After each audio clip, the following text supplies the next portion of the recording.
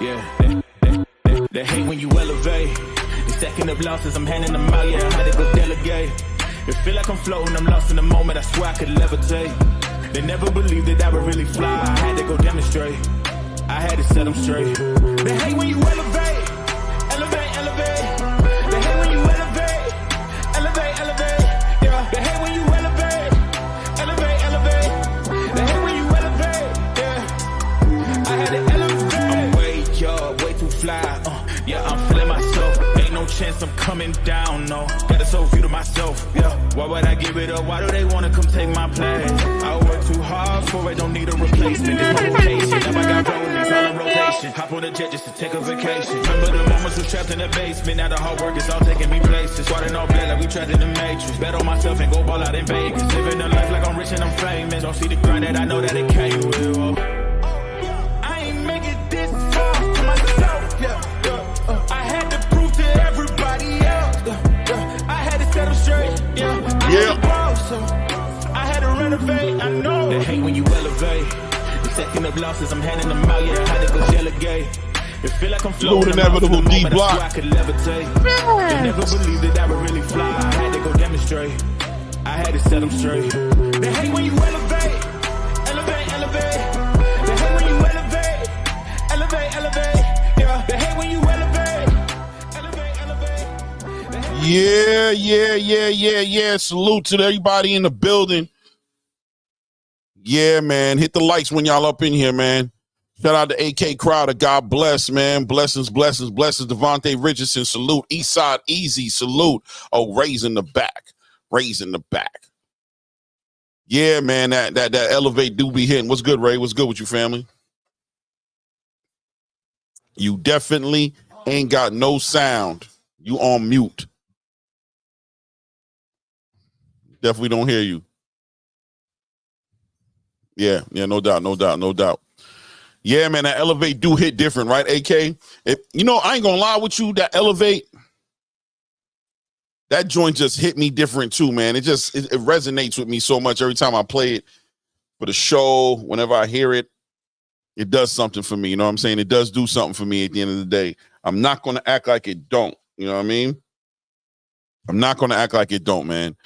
It really does capture certain energy, you know what I'm saying? Because that's really how I feel. You got to be out here, man. Trying to put this together. There you go. Salute, Ray.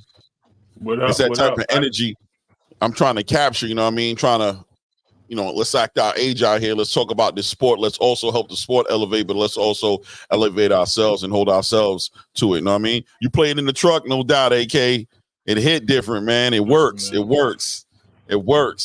What's good with you, Ray? What's good with you, man? Listen, man, I was tapping in on you and Blue Channel today. I tapped it a few times. I had to put the pause button on Blue a little bit and the no diddy sometimes, but it was all good. You know what I mean? It was all love, and y'all did y'all thing. I'm laughing because some dude tried to come up there talking about he was gonna barbecue Blue. It was man. I mean, shout out to that was Lex Luthor, man. He actually ended up being a chill dude. Yeah. Hold on, that's what I was going with, right? So he came up there. It was like every street he turned down, it was a dead end. Turned down another street, dead end. Turned down another street, no outlet. Turned down another street, and a cul-de-sac. Yo, where am I going to go? You know what, bro? You know what? Y'all right. You right. He didn't sit. Exactly. Yeah, I was going to hop up, and I was like, nah. He said he only want this dude to hop up, and then I was like, you know what? I'm gonna let them have it. So then when actually had to go do something, so I came back into the chat and I was like, man, they got a panel on here. That's actually when I hit you on the phone because I was like, yo, what's going on? I ain't talked to Clay today. I mean, I had some technical difficulties on my end. So I ain't talked to Clay today, man. Let me see what's up with the brother. And then that's where we ended up just watching y'all in the show. And that was it. You know what I mean? It was a long day. No doubt, man. No, it is that because I think a lot of people come up into the situation, into these conversations, thinking that we're coming down on Tank. You know what I'm saying? Think that we're attacking Tank and that we're you know what I mean? And Blue, sometimes he might call Tank a duck or something like that. But I think, speaking to Blue off the channel as well as on the channel, the main thing that he's trying to capture is the fact that the only way these fights happen when it comes to Tank Davis is if Tank initiates these tanks getting these fights getting put together, right? That's the only way it happens. And unfortunately, it seems like a lot of the fans in the space, a lot of the Tank fans in the space have turned on the Shakur Stevenses or whatever other fighters. It seems like they're pointing at them on the reasoning why these fights aren't happening. So it gets to that point where you just got to point the finger in the right direction. Like if you guys really are feeling a little disgruntled or indifferent with the way the process is going, with the timing, with when the fight's coming out, you feel like this is the time for that fight and you're not seeing that fight and you want to point your finger in a certain direction. Well, look, man, you got to point it in the direction of the person who could put the fight together. That's where it comes down to. Now, if it's a conversation, let it be a conversation. But if it's not a conversation, then it don't need to be one. In other words, if you're okay with Tank moving the way he's moving with his business, then don't complain. But don't be upset, because it sounds like a lot of you guys are upset. But at the same time, you don't want to point your finger in the right direction. You don't want to say, damn, man, we want this fight right now. Tank, what's going on with these fights? Why haven't you sent these offers out? Everybody has respected Tank in his position. We've respected it. We respected Leonard Ellaby's position on the conversation. The fact that nobody has nothing to offer this man. The fact that Tank is the only one who can offer them something. And you guys can't come and offer fights to Tank. You got nothing to bring to the table. We've accepted this. But at the same time, we also have the right to hold you accountable. That comes with, the perks, the pros, the cons, they all come with it. You know what I mean? The perks is you are the A side. You get a lot of leverage. You get to do certain things. The cons is when we don't see what we want to see when it comes to your career, we're going to come right to your doorstep, right to your door, knock on your door and ask you what's going on. And that's what Lex Luthor had to kind of get to understanding that, and he ended up admitting it, and he was admitting it early in the conversation, right? That, Tank just don't feel like this is the time for the fight. He feels like Shakur hasn't built the value up for himself yet. He hasn't done these things yet. And I'm like, all right, cool. Yeah, that's what's up. So that means the fight ain't happening because Tank, right? Well, no, hold on. That's not. You look for another angle. No angle. I was dying. Listen, it's like, exactly, bro. He don't feel, Shakur got to make fights. Yeah, okay. And then somebody else came in the chat, was like, yeah, Eddie said Shakur got to get some more fights. Eddie was responding to Leonard Ellaby's reasoning as to why the fight didn't happen. He's saying, yeah, I agree with you, Leonard. I get you. I understand where you're coming from. That's why we're doing what we're doing to help build Shakur's market value up so that you guys can feel comfortable putting a fight together with him, so the world can see what they want to see, and you guys can get what you want to get, which is your biggest paydays. You want to get the money. You want to get the right rollout. We understand that everybody flipped that and turned that into something else. That's all. It's always that way, Clay. You know what I mean? We live in a fantasy world, a Walt Disney world, a Walt Disney land, however you want to cook it. You know what I mean? Especially these guys in certain states. I'm not going to say the state like you did yesterday, but you know where it is. Second largest state in the United States, but it's all good. But you know what I mean? We got people out here just solidifying things that aren't true. And they're sitting there standing on it, and then they look for every angle. I literally watched the conversation you was talking about yesterday with me when you called me up and asked me if I caught it, and I actually was watching it before I jumped on with y'all. Right. Because I was on the way to my son's parent-teacher conference. And I'm sitting there, I'm like, yo, this is crazy. Yo, what is wrong with these people, bro? Like, why? Then I tapped in the champ side, and I hear champ side taking he wasn't taking shots. He's telling the truth. He ain't taking shots. He straight out said who it was and who he getting at. But he's saying it respectfully. You know what I mean? He's not disrespecting the people out there. And you got the same people that was in Blue Chat. You know what I mean? Same people that be in our chat, same people that be in Doc's chat, same people that be in other content creators chat, and they probably on opposite sides of the street, bro. They're just being annoying to the person that's hosting the show. Right. You know what I mean? I get it, but click the link, jump up, hop up, let's do this. And what do? Play keyboard chess. I mean, it is what it is, man. It is what it is, but the truth will always be the truth, no matter how you try to paint it out.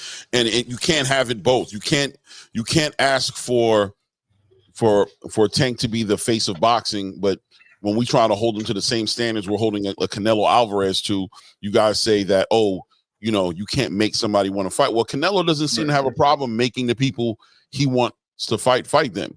He doesn't seem to have that issue. right? He's able to give these people the biggest amount of money, the biggest paydays. Everybody's waiting in line to fight him. Why isn't everybody doing the same thing with Tank? Are these guys only signing up with Canelo because they think they're going to beat Canelo? Because now the new thing is, these guys don't want no smoke with Tank. Bro, even the guys who don't think they can beat Tank don't mind fighting Tank. Right. You feel me?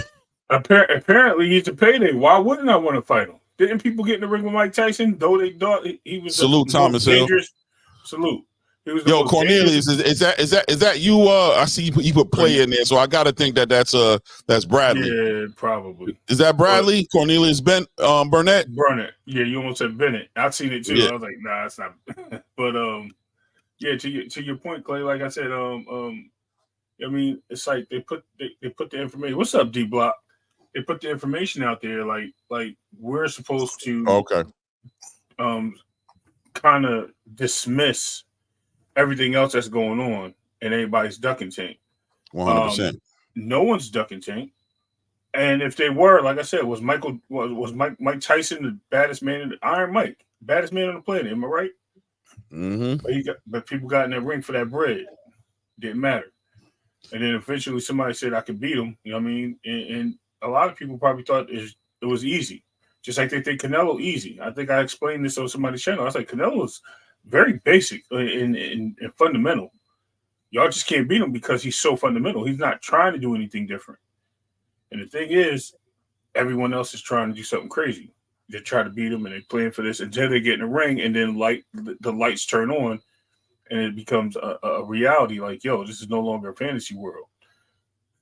These other people think the same that situation about Tank. They think like nobody can beat Tank. Like Tank is this almighty, invincible guy, which I understand. No disrespect to him, Clay. Like no disrespect to Tank. You know, I already confessed to you certain things that I will never reveal on this channel about Tank Davis. So we're gonna keep that to ourselves. So nobody can ever call me a hater because of what I told you. But at the end of the day, bro, it's like I said, it's the way they're moving them. And Tank ain't saying these things. Tank ain't never said he wouldn't fight at 140. Tank ain't never said he wouldn't fight Devin. Tank ain't never said he wouldn't fight Shakur. Tank ain't never said that Shakur asking for too much. Tank ain't never said Loma was asking for too much. Tank never said I need to fight somebody that has a country behind them. None of these things. But we keep hearing the same excuses, same reasonings from other people. And it runs in the water. Yeah. Let me see. Only difference between Tank and Tyson is the time frame and how fans and fighters view losses. Yeah, that's definitely part of the conversation as well. But I think one of the big things with Tank Davis that, I don't care. I'm at a point now where I don't even care. If I'm wrong, I'm wrong. But I do question the ability of the machine behind him to put these fights together. You know what I'm saying? Right now, at least. I don't know what it looks like in a few months from now. I don't know what they're waiting on. You know what I'm saying? To pull the trigger on a lot of stuff. You look at Mario Barrios right now about to defend his welterweight title on a complete different promotional platform. There's just so many things pointing in the direction of things just aren't all the way put together right now with that machine that's behind him that's supposed to be facilitating all these fights to come to fruition. So I think there's a hidden struggle going on behind the curtain that doesn't really necessarily include Tank in the conversation as far as what he wants versus what he doesn't want. I think there's a lot of fights out there that he's very interested in putting together, but I think the machine is putting a lot of this on a pause, on a you know what I mean? Like, let's pause this for a second. Tank, let us put this together for you. We're still ironing certain things out in order for us to facilitate these fights, in order for us to put these offers out there, because that's what it's all about, right? It's all about these offers leaving their office and heading into their emails to go into the emails of these fighters that Tank wants to fight. That's what it's about. Mm-hmm. It's about Shakur's team getting a heads up email saying, boom, we have an offer. We want to make a fight happen with you. Lomachenko getting that right offer. Bang, here's a legitimate offer. We want to make to fight you. Teofimo, bang, here's a legitimate offer. This is what it's about. Now, the fan base is having a hard time processing and dealing with this, and it's becoming hard to, because we all got excited when Tank came back. When Tank came into the Frank Martin press conference and said he was coming for ninjas, I know me myself as a fan of boxing, it made me excited. I was like, oh, shoot, it's about to finally go down. It's about to finally go down. So when you see the pause in the game and you're realizing, you know, and people going out there saying the only reason these fights ain't going to happen is if those guys reject these offers or if these guys don't want to fight, but Tank ready to fight them all right now. So now you see the fights not happening naturally in a lot of the fans' mind. Naturally, the cause has to be the B-sides. Naturally has to be them because Tank don't lie to them, and Tank always does what he says he's going to do, and he told us that these fights were going to come to fruition, and there was only going to be one particular reason as to why these fights didn't happen. This is not coming from Tank, really. Most of this comes from his team, right? That's around him, his coaches and his supporters and his fans who will say this. So naturally, it must be the B-sides who are hesitating and who are not pulling the trigger. Now, Lomachenko's the one person we can say that was actually seemed to be in an active negotiation process to get a fight going on. But, you know, at first it was Lomachenko's not taking these fights with Tank because he wants to spend time with his family, and it pretty much just looked like he was ducking. But now, as of recent time, we're starting to get information pointing towards the direction of Lomachenko not being happy with the compensation that was being offered, you know, his guarantees and things like that, that he wanted to be in line. He wasn't too happy about the way those things looked. So he walked away from the table, right? So it's just starting to look more and more as you look at it. It's just starting to look more and more like things are just not in order over there with that machine behind him, and they're not ready to facilitate these big fights. And I just think the boxing fan base, the space needs to start accepting that it's not the right timing. You know, Leonard Ellerbe gave you guys a soft landing with it as much as he could to give you a heads up that when the timing is right, these fights will come together. Right? When the timing is right, these fights will come together. And that was a big statement. That's basically letting you guys know, chill. But instead, what happens? You got these platforms pushing this narrative, constantly pushing this narrative every day that these B-sides are ducking him and they're forcing Tank to fight a Lamont Roach. That Lamont Roach, he only has to fight Lamont Roach because the B-sides are carrying themselves the way they carrying themselves. So of course Tank has to go to that fight. I don't necessarily think that's true. I think that's what. Yeah, I read what Thomas said. I got a couple of responses to him. I think I haven't read it yet. Hold on, let me see what he put here. Thomas Hill says, look at the recent tweet war between Devin and Tank. I think Tank, I don't know, or the proposed announcement of a possible fight between Tank and Lamont. Devin laughed at it. So Tank memes the actions. If a fight for each, then all of a sudden, no more commentary by Devin. The aesthetics look at the two actions between a common opponent between the two fighters, and Ryan was all it took to shut Devin down because of the look. What does he mean? What happened? I guess what he's trying to say is, I didn't see this, but I guess what happened with Tank was he's laughing at Devin is laughing at Tank for taking a 130-pound fighter and pulling another fighter up, but yet everybody got to come see him, but he can't go up to see nobody else. I think that's what Devin's trying to say. You know what I mean? And then Devin basically like, yo, look, you can't beat the guy I beat, and you talking shit, basically. Which we have to also look at the advantages that Tank had. I don't care how you put it, how you brush it up, how you dress it up. What are we talking about? We talking about the Ryan Garcia situation? He's talking about the Ryan Garcia. That's what it came down to with Tank's response, is what he's saying. And you can't. Nah. That's wait. Tank's saying to Devin, you can't beat the guy that I beat. Basically is what I'm reading here. Okay. And he did. Yeah, you beat him, but you beat a weaker version of him. I mean, come on, man. It is what it is. I don't care. I don't want to hear no excuses on that either. You drain that dude. That dude said he didn't feel good. You know what I mean? He had a broken whatever, busted rib. It was okay for him not to have that excuse.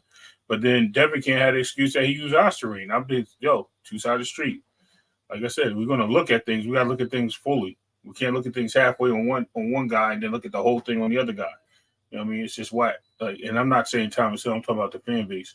And it's not the Tank fan base, like the real Tank fan base. It's just basically the people that just more have a casual underlining, silver lining of Tank Davis. That's what I'm talking about. Those dudes. Right. Let me see. No, it's a platform saying Tank is ducking. Now it's Tank's fault that Loma wasn't happy with the pay. Cornelius, that's not what it's about, bro. Right? That's not what it's about. I mean, I hope you can, take an opportunity, give a chance to like listen. No. That to take the chance. No, something else happened in the background. To take the chance to listen and to understand that it's not about whether it's Tank's fault or not, bro. Pull away from that for a moment and understand what we're saying, right?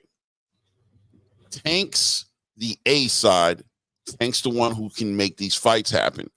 Now, Lomachenko choosing to walk away from an offer that he feels like is beneath him or he doesn't feel like it's high enough is his prerogative to do that, right? But at the same time, if that fight's not working, Tank has 6 fights that he said he's interested in doing before he's talking about retiring. It's his job to put out the offers.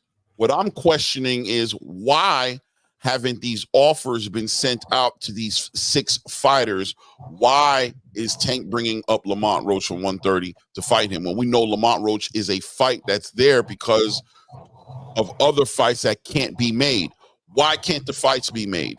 People want to say it's the B-sides, but the B-sides haven't received any official offers yet. So can it be their faults? Have they turned down anything? They haven't turned down nothing because they've received nothing. Why haven't they received these offers? Whatever they are, whether they're going to accept it or whether they're going to pass on it, that's the B-sides prerogative. That's when we can start judging them, though, on what they're doing versus what they're not doing.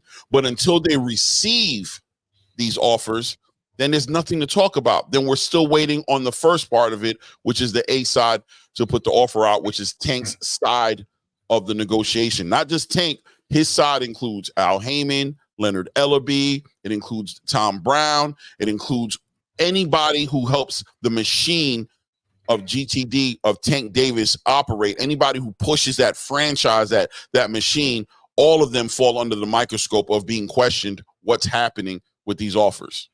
I agree. And shout out to Frequent Flyer, Inevitable D Block, Lance Meyer, Cornelius Burnett. Shout out. Listen, you're 100% right, Clay. And no one's saying that it is Tank's fault. I think you and I are both in agreement that there are people around him noticing that it's going to be hard to make these fights because people are not going to take the paydays. If they can't supplement the paydays for the opponent, or they can't find a way to pay these opponents the way they need to pay them, because, you know, he gets the biggest paydays for his opponents, right? Then it becomes a problem. You know what I mean? For the and network, not only the paydays that they're asking for, because that also is kind of, when you word it that way, it kind of puts the B side into the light of pricing themselves out of opportunities, right? So I don't even want to say that, because it's not about pricing themselves out. It's about there's no offer one way or the other that's hit the mailbox, whether it's not the right price, whether it's not enough, whether it's what they think it is, whatever the reasoning is, there's not even an offer for something for them to turn away and say, I want more money. You know what I'm saying? That part hasn't even happened yet for the B side to say what Loma did, right? Right. And apparently there was some talks with Shakur, right? So we have to be in consideration of there's a possibility that there was some money thrown around or situations. We also know that there was some situations and stipulations with Ryo, who was in the brand. That dude just made the biggest payday of his career, and he became a champion. You think? And if you notice, the champions are pouring their own weight. Bro, I got a strap too. You ain't gonna sit here and just think you're gonna make all the money. Like, I know you're the A side, you the guy that's gonna generate this, but you ain't gonna sit here and give me $500,000 to come fight you and possibly get knocked out or whatever highlighted film. And you're getting guaranteed a $30 million. Right. There's no way that's going to happen. So I understand where you're coming from, and I think that's what it all comes down to. And at the end of the day, what's up, Mr. Big Play? That's what it comes down to, and I think that's where a lot of people are missing it. Where I was hitting at is the company themselves, and I hate to do it because I think, and I'm not even going to say the company, I think it's the people that you mentioned amongst the company. They're looking for different ways to seek out ways to make these things happen. So what they do is they look for other alternatives. The alternative right now is a 130 pounder, which everybody was killing Shakur for, bringing up a 130 pounder who actually moved up on his own because he said he couldn't make the weight, and that's the reason why he lost, because he didn't feel comfortable. And he moved up, and then he just happened to fall into the rankings, and he was the available person on the same network.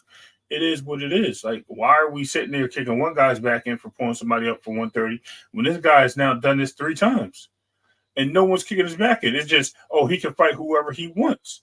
Doesn't matter if it was a guy coming off a loss. It doesn't matter if it was a former champion coming off a loss. Doesn't matter if it's a guy from 126. It doesn't matter if it's a guy from 147 that has to weight drain himself. It's always he can fight whoever he wants as long as they set their end of the deal and they respect what that man has done and when he makes you sign. That's crazy. It shouldn't be like that. A-side right. Cornelius Bennett says Burnett.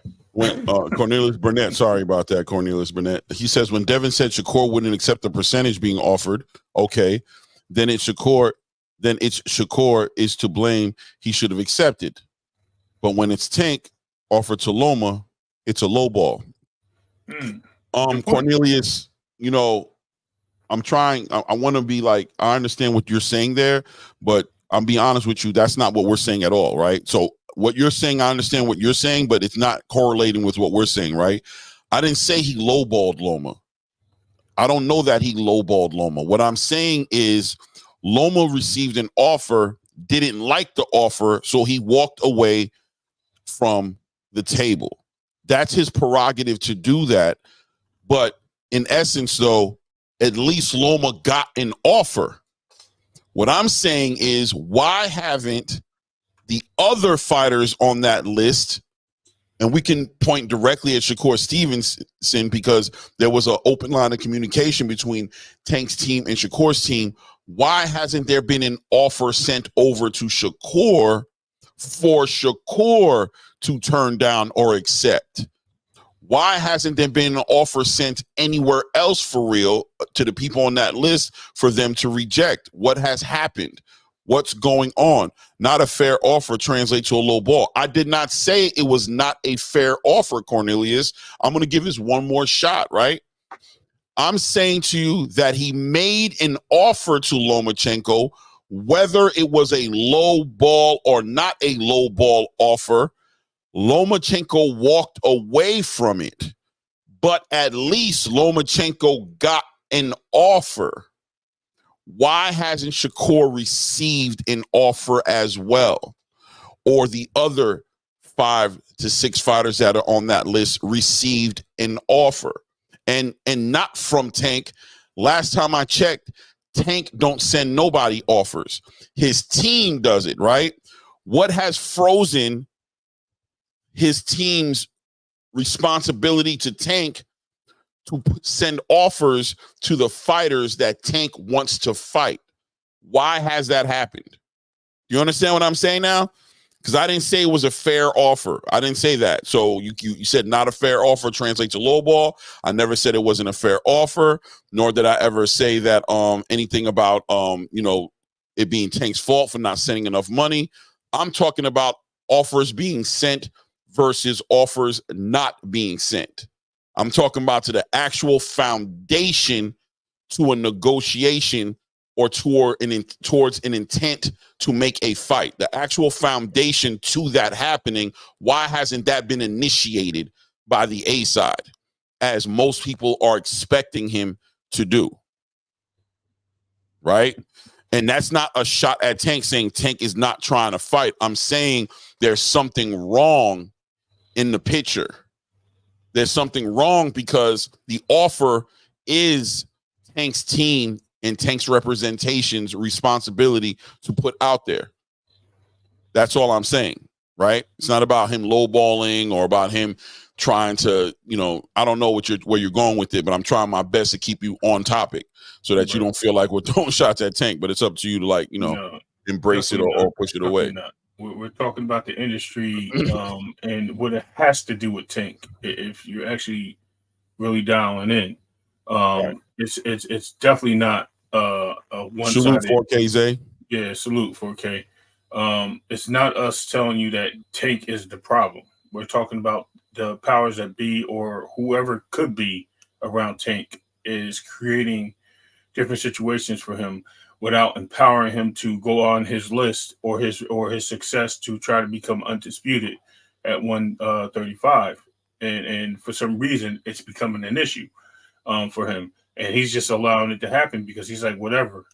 I'm getting paid for it. But we're saying if he's the A side and all these fights are supposed to happen that the fans want, because it's not us calling for it. We would love to see it, but we're not out here I mean, with our pom poms and the popcorn, sitting there waiting for it to happen. You know what I mean? Y'all out here, and I'm not saying you generally. I'm saying y'all as in general, the people that are out there really kicking people's backs in and saying disrespectful things about other fighters. To say that they're ducking or they're removing themselves from certain positions and running from somebody and not signing with promotional companies that don't guarantee anything are the ones that we're talking to. Salute 2 Cents. Salute.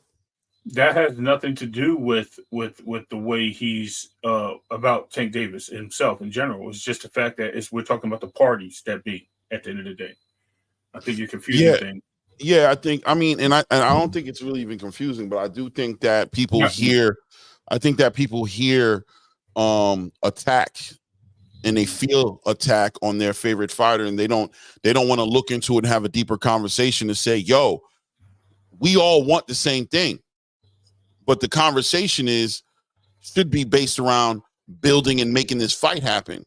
Now we've heard all the arguments for Shakur Stevenson.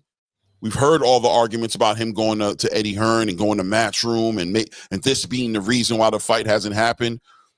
But at the same time, you see Leonard Ellaby and Eddie Hearn in the same interview with each other, being cordial, speaking at the same time, saying that this fight between Shakur and Tank is going to happen.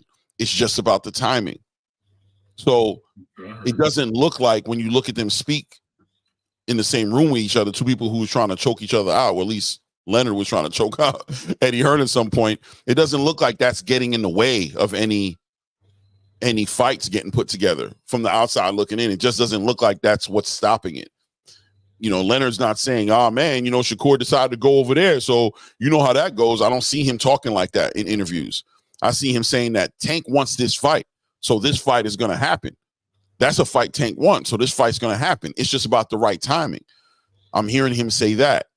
So I don't know. Maybe he's faking it. Maybe that's not how he really feels. Maybe he's just talking like that because Eddie's there, and in real life, it is because Shakur went over to Eddie Hearn, and that fight will never happen with Eddie Hearn involved. I'm not too. Hold on. Time out. You said Lamont Roach came from Rick Glazier? No, that was released by Michael Capinger from ESPN. Now, Rick Glazier might have touched base on it, but that breaking news came from Mike Capinger. Go ahead, Clay. I'm sorry. Right. So that's what it's all about. You know what I'm saying? Let me see 2 Cents. That Clay, you heard Devin said Eddie didn't want him to go to Top Rank to get the Kambosos fight. I mean, nah, I didn't hear it, but you know 2 Cents, you know how I do, bro. Like, those things don't really interest me like that. Why? Because he fought Kambosos twice, and he got his undisputed title from him, and that's in the past. Like, I don't know what happened. You know, things can happen.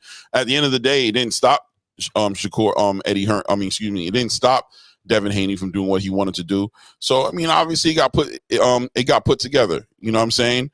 So I don't know. I mean, I know now, I guess the whole new thing now is to paint Eddie Hearn as like, you know, like the devil or something because he didn't get Devin some tickets or something. I don't know. I'm hearing all types of things all over the web. I ain't gonna lie to you. I understand where Eddie's coming from. You're not my fighter, bro. And if I can, I can. If I can't, I can't, bro. You know what I'm saying? That's it. It's a Riyadh season event. I have fighters on a Riyadh season card. You know what I'm saying? I do have a close relationship with Turkey. But the place is sold out. 96 and 98,000 people in the building. It's not far-fetched that the tickets are gone if you're trying to get a ticket from me the night before the damn fight. You know what I'm saying? Especially a good ticket, a seat like up front, you know, where everybody else is at. So, yeah, bro, I have no obligation to facilitate nothing for you like that. I don't have no obligation to go above and beyond my capabilities for you. You know what I'm saying? I can facilitate what I have in front of me, but if it's not in front of me, I can also politely let you know that that's not something I can do for you. And that has nothing to do with my loyalty. And now stories want to come out about me and you and how we've done business and all that stuff. That don't really move nothing because when it counted, you didn't have nothing to say about it. And you did business with the man afterwards and talked highly of the man about how he does great business and how that's your guy. Now that, you know, he's made some interviews talking about the way fights went and what he thinks got in the way of you getting to a victory and the negotiation process and the business aspect of how the fights were put together and how you came up on the short side because of things that you guys allowed to go by that he wouldn't have let go by if he was involved in it. Now all of a sudden he's the devil. It is what it is. Right. He should take care of his fighters first. Nothing wrong with that. Exactly, 2 cents. Exactly. It's business. We all would do the same. And if we didn't, we'd be stupid. You know what I mean? Somebody don't want to sign to you, don't want to make that final move. That's going to be the most loyal and the most loyal move, which is a come with the guy who's been standing next to you even through all of your ups and downs. I'm not mad at you, but look, bro, on this night, Anthony Joshua is my priority. On this night, you know what I'm saying? The guy who's the show, the main fighter of the show. That's who I'm looking at. That's who I'm concerned about. That's who I'm making sure got everything he need. That's who I'm here to work for. I'm working. You came up into this building. I'm working tonight, right?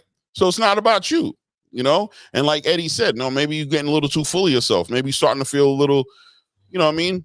A little Hollywood. And you're starting to feel like, you know what I mean? And he had to put him in his place. It is what it is. Right. Devin thought Eddie was his friend. Word, 2 cents. I mean, even with that word friend, what does that mean? Listen, bro, we all could be friends in here. But when it comes to business. We not friends. We doing business. It is what it is, right? So you're talking about getting inside the building, getting seats, all these things. This is all messing with my business. And not to mention, obviously they are friends, because if you heard the response that Eddie said, like Clay just mentioned, you're not going to hit me at 6 a.m. in the morning to try to get a seat. You should have hit me with that the night before, or maybe a couple of days before that. You're making it hard for me to do things when you're hitting me like so close to the time. That's what I believe he was getting at. I don't think that there was an issue, because it seems that Devin's just trying to create some type of retaliation against him for saying that he thinks Leon Parra was the best fight, will beat Devin Haney, and Subriel Matias and certain things. And you know what I mean? And that's because he went and fought Golden Boy Fighter, and he kind of left Eddie on the sideline instead of being inclusive with him. But that wasn't Devin's that was Devin's decision. That wasn't Eddie's fault. Devin decided to move the needle on his own, just like he did with the Top Rank deal, because he decided to pursue his own career for greatness, which is okay. There's nothing wrong with that. At least he's taking the steps and bounds to do certain things. Okay, Eddie didn't want to do it. Eddie didn't feel that was the right thing for him to do. You know what I mean? So Eddie was like, I'm not going to bid on this Subriel Matias fight because you're not my fighter. No, I don't think it's Sandor Martin, right? Yeah, right. So I'm sorry, thank you for correcting me. And him saying that was like, okay, now I feel some type of way. Like, you're not my boy. I thought you had my back. And he's like, yeah, I do have your back. I do have your back. But you know what? How many times have I had your back when I paid you for stuff to do, and I let you do this, and I allowed you to do this? I allowed you to leave your contract to go do something. Right. You know what I mean? For greatness. And then you didn't even bring it back to me. You stayed there, came back to me without nothing, and then had me put you in another fight with another one of my guys. Which I didn't get no money off of, which I didn't come up off of. What you won, well, apparently there's a mix-up. I don't want to get into that because we don't know who's who. You know what I mean, with that money thing, because we heard Eddie's side, we heard Bill's side, we heard YouTube side, and we heard Leonard Ellaby's side, who has nothing to do with the zone. So whatever. Right. I'm gonna leave that there on those numbers. But and we heard Regis' side, of course. But at the end of the day, what I'm saying is that you get to that point where he's like, okay, well, what have you done for me lately? All right, now you got the title, and then you go and fight somebody else instead of just kicking it over here, getting a couple fights in, defending your championship, possibly moving up, possibly getting another title. No, you want to go play in the sandbox with this dude for some cash. You know what? Stay your ass over there. Do what you do. And I get that. I'm not mad at Eddie for that. You know what I mean? And I get it. And I'm also not mad at Devin at the decisions he made. He did it for his purposes. Eddie did for his. Devin's just being salty because he wants the guy that he thought had his back to just be to roll over and play dead for him. And it just don't work like that all the time. You can only how many friends have you had that stab you in the back, and then you're like, yo, come on, bro. Like, you keep doing this. You know what I mean? Like, yo, chill. Like, yo. And then they keep doing it, and you're like, yo, I'm done. I can't, bro. I can't keep giving you $5 every day and you're not paying me back. You know what I mean? I can't. And you keep telling me you'll give it to me next week, and I ain't see it yet. That's what it is. That's the situation. You can't keep doing that, regardless of your friends or not. Yo, I'm cool with you. I'm not giving you $5, dog. It ain't happening. And that's what it came down to be at the end of the day. Yeah, I mean, and you said it great, by the way. That's pretty much what it comes down to.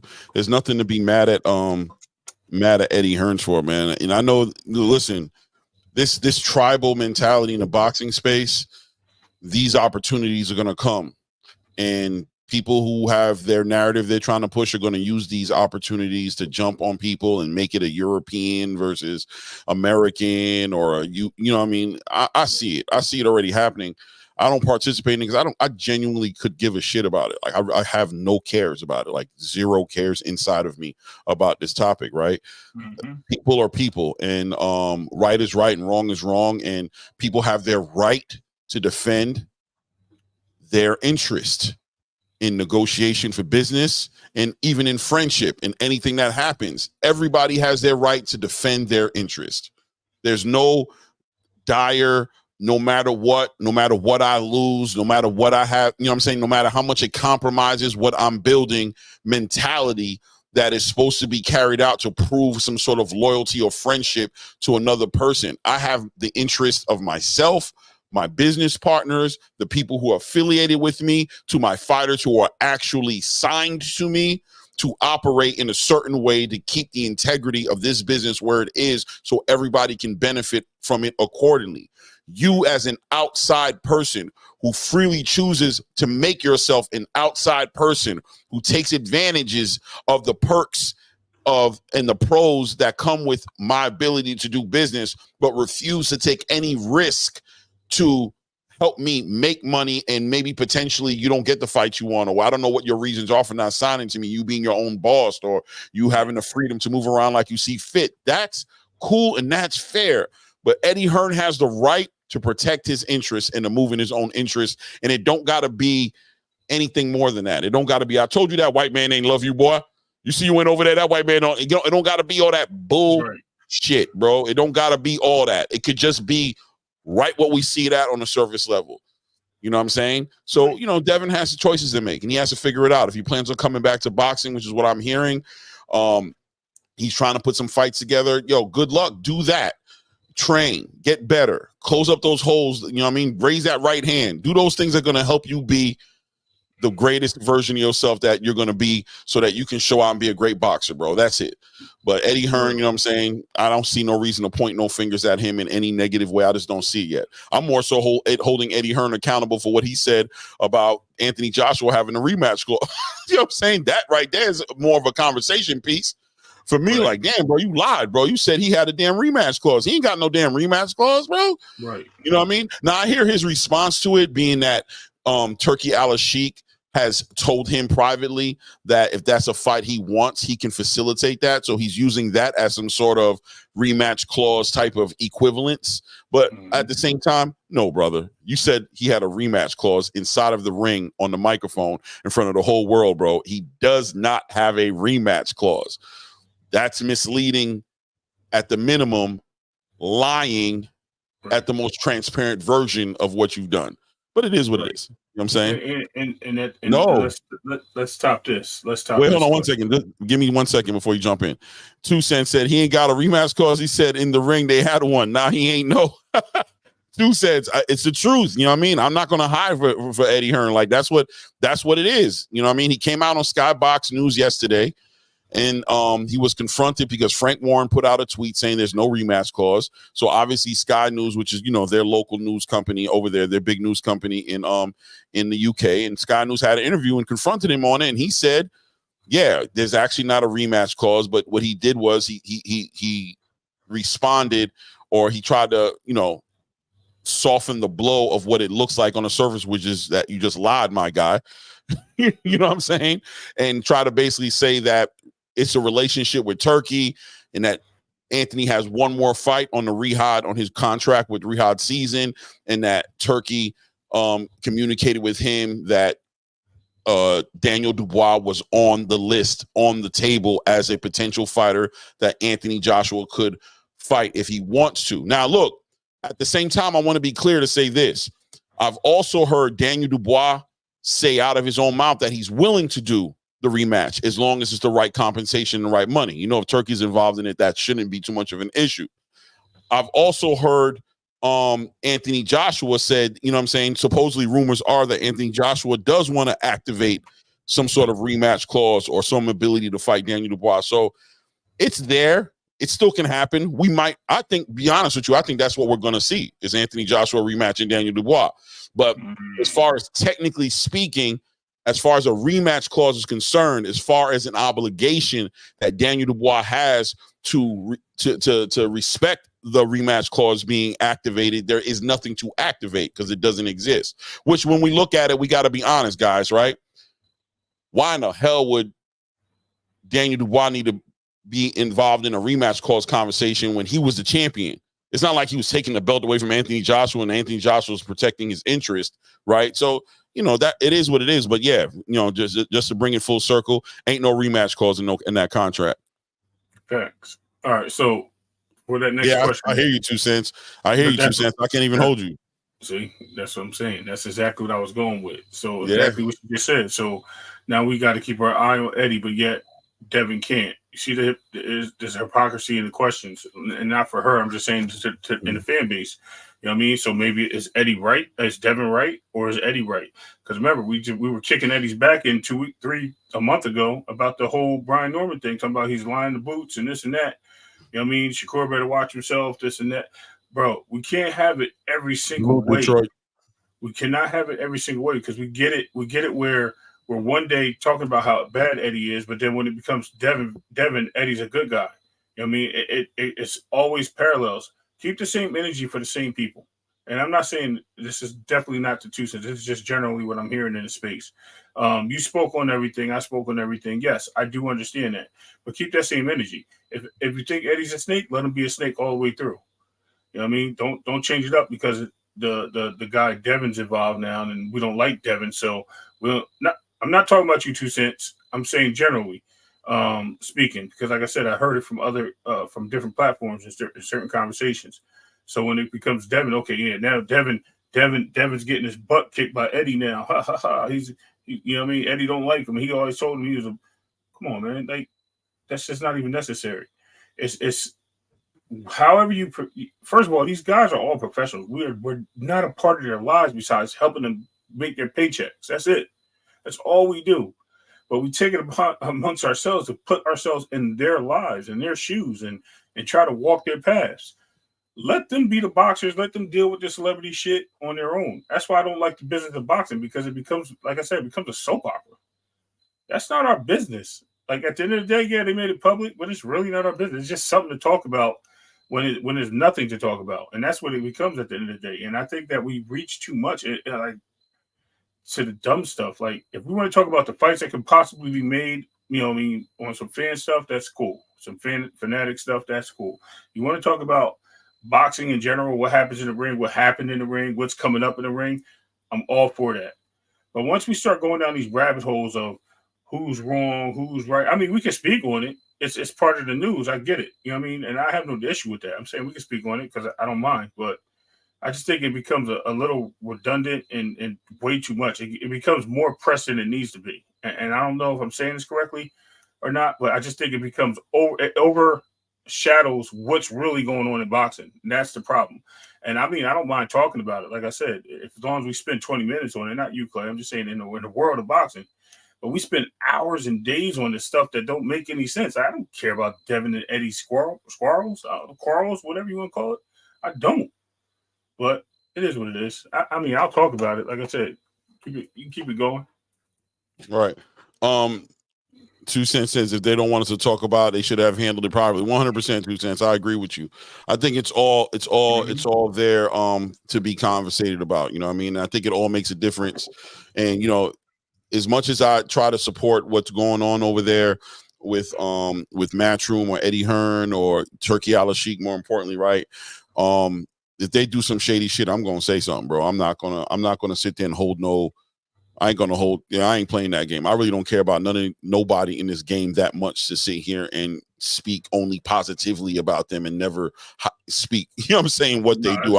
I'm never gonna do that. I'm going to speak to the truth. You know what I mean? And the truth of the matter in this situation is, Eddie, pay attention to what you're doing out here, bro, because you're saying things, and that situation in particular was important enough for Sky Box News to want to confront you over, right? Because it makes a big difference, right? When you're saying things like that, it makes a big difference. It almost, kind of puts pressure on Daniel Dubois and his team unnecessarily, because it paints this picture as if, they have some obligation to do something that they don't have an obligation to do. And also to the fans, it makes the fans jump on the side of, everybody needs to move a certain way. So now we're all staring at Frank Warren's side of the table in a way that we shouldn't be staring at it. So you just got to be careful what you're doing out here and try to be as transparent as possible. But I'll tell you this as well, guys, on all sides of this conversation, from every promotional company here in the United States to whatever's going on in the UK, all these promoters is full of shit. They're all lying. They're all twisting the words. They're all saying things and misleading people to believe things that ain't really happening. We can all look and see things happening that are different from what they said it was going to happen. So there's inconsistencies all the way across the board, right? It doesn't make it different. All the way across the board, there's inconsistencies. We can find it everywhere, Let me see here. 2 Cents says Eddie has said out his own mouth he stirs up drama to keep people talking, so it is what it is. You already know, 2 Cents, right? We know what these promoters are here to do. The promoters are here to take advantage of our emotions. They're here to drive our emotions in one way or the other, whether it's by putting together the great fights or whether it's about selling the fights and putting all the gasoline, all the seasoning, all the adobo and the Lowry seasoning salt they can on something to make it taste as good as possible so that our emotions can be triggered and we can want to see the fight. That's their job. And that's what they're going to do. On a funny note, why is Sir Frank slapping Eddie around like this? Ooh, El, we could talk about it, boy. Eddie catching this Drake size, L, and it fits because he's still caking. Yeah, man, it does look like Frank Warren does have Eddie Hearn's card. It does look like he just has it, man. It's got to be hard for especially. I enjoy seeing them work together, knowing the amount of indifference that was there, the friction that was there between them, to see them getting in. But damn, man, before this little competition started, one might say that Matchroom had the better stable of fighters. Like Matchroom just looked like they were like the premier fighting stable in the UK. But Frank Warren and his stable is putting hands and feet on everybody on Eddie's in Eddie's stable. So that is kind of interesting to see that come together. And I think that was probably the nail in the coffin as far as Daniel Dubois putting hands on Anthony Joshua. So Eddie Hearn's ego got to be hurt a little bit. He's got to be got to be hurt a little bit dealing with that situation. Right. And so let me be clear, because I think what I said was misunderstood, and I'm reading what Mr. Big Craig just said. I'm not saying that we can't talk about anything they throw out there in media or anything. What I'm saying is taking the conversations like being on each side of the street when it comes to certain people. That has nothing to do with the conversation. Mm-hmm. That's what I'm saying. I was listening to certain things about the conversation. Like I was like when Eddie and Devin are beefing, everybody's for Eddie. But when Eddie's doing, like you just mentioned, some of the things that he's doing that were shady and things of that nature, then everybody's kicking Eddie's back in. You know what I mean? Even though he may have just did some good things in boxing, but it looks like that's what I'm getting at. It has nothing to do with talking about, and I'm talking about dragging those conversations out to the forefront. You know what I mean? To make them news. Like those things, hey, they have their beefs, We're going to talk about it. That's the point of us having a channel. That's the point of us being who we are. And anybody in the space. What I'm saying is talking about it for 3, 4, 5 days in a row when we already talked about it. That's what I'm getting at. And I do think Frank Warren has Eddie's number. I think this is like his 12th win in a row against this dude, bro. Like, and they ain't even been fighting against each other. Like, their fighters haven't been fighting that long against each other. You know what I mean? It's just recent. So, you know what I mean? I get it. It's fun to watch, man. And they actually have a 5v5, a second one getting ready to come together that they were supposed to announce, I thought, Saturday night, but they didn't announce it. Well, no, I think that's the Latino Heat night, right? That's like the Mexican versus Puerto Ricans or something like that they're doing. Yo, Turkey's doing a bunch of cool stuff, bro. He really is. I know people don't like to hear it, but it's just the truth. He's doing a lot of cool shit. But yeah, man, competition. Let's get it. You know what I'm saying? I can't wait for Eddie Hearn to get his win. Maybe that'll start that momentum up. You know what I mean? Let's get this going, Eddie. You know what I mean? Do a better job matchmaking. Do a better job, man, putting these fights together, bro, and getting your side. You know what I mean? I want to see you get a win, man. I want to see you get a win and shut Frank up, bro. You know what I mean? This is not a good look. So, you know, I mean, we'll see what happens on the next 5v5 and this whole Latino heat night that they got coming up. And, you know, we can get into that. Tomorrow, Better Beeve and Bivol are going to actually be doing their press conference for October. They're doing their first press conference. So that's going to be interesting to see them. That's not the first one, actually. That'll be the second one, right? The second one. They already kind of did one. But I know tomorrow they're definitely doing a press conference tomorrow. Let's see. Turkey's going to want a star at some point to recoup, though. Yeah, man. And that's real. No doubt. No doubt. No doubt. You know what I mean? I think Turkey's having a good time right now as well. You know what I mean? I think he's watching a lot of these fights come together. And one thing we can say about Turki Al-Sheikh is the matchmaking over there is made to be it's a competitive matchmaking. They're not really jumping on that business model of how to build a fighter up, right? Give him all a bunch of cherry picks, a whole bunch of tomato cans to knock out, make everybody want to see him, you know, the same old ish. There's actually a development happening as far as like in the fighters, putting them in front of those right fights that's going to help them either get better or, you know, like he put Jared Anderson as a perfect example. You know what I mean? He gave Jared Anderson the motivation that Jared needed to get better, because Jared just wasn't going to get better without getting in the ring with somebody who's going to beat the brakes off of him and let him know, like, yeah, now do you see what I'm saying? Now you need to work. You need to work. So make sure you work. You know what I mean? All that talk about, I'm saying Sugar Hill ain't really my coach and really I'm going to my other coach. Well, I don't know if he's still thinking like that. You know what I'm saying? Maybe he is, maybe he isn't. But get better.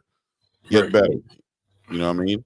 But I also wanted to tap in, you know what I mean? You know, that is what it is as far as the Tank Davis conversation is, bringing that full circle. It is what it is, right? Tank is fighting Lamont Roach. I'll be watching, right? Do I think it's going to be a good fight? No. I think Tank's going to steamroll him. I ain't going to lie to you. I think Tank's going to steamroll. I think Lamont Roach is a great fighter, but I think Tank is just on another level. He's obviously in another weight class. I don't know who I would compare in Lamont Roach's resume to say that I can even picture him competing against Tank. Do I think the matchmakers made that fight with, you know, playing chess on purpose? Like nothing happens by accident? Yes, of course I do. I think that's just how this game works. So we'll see that fight and let's see what happens afterwards. But I'll tell you guys, like I've been telling you guys from the beginning, it's concerning to me.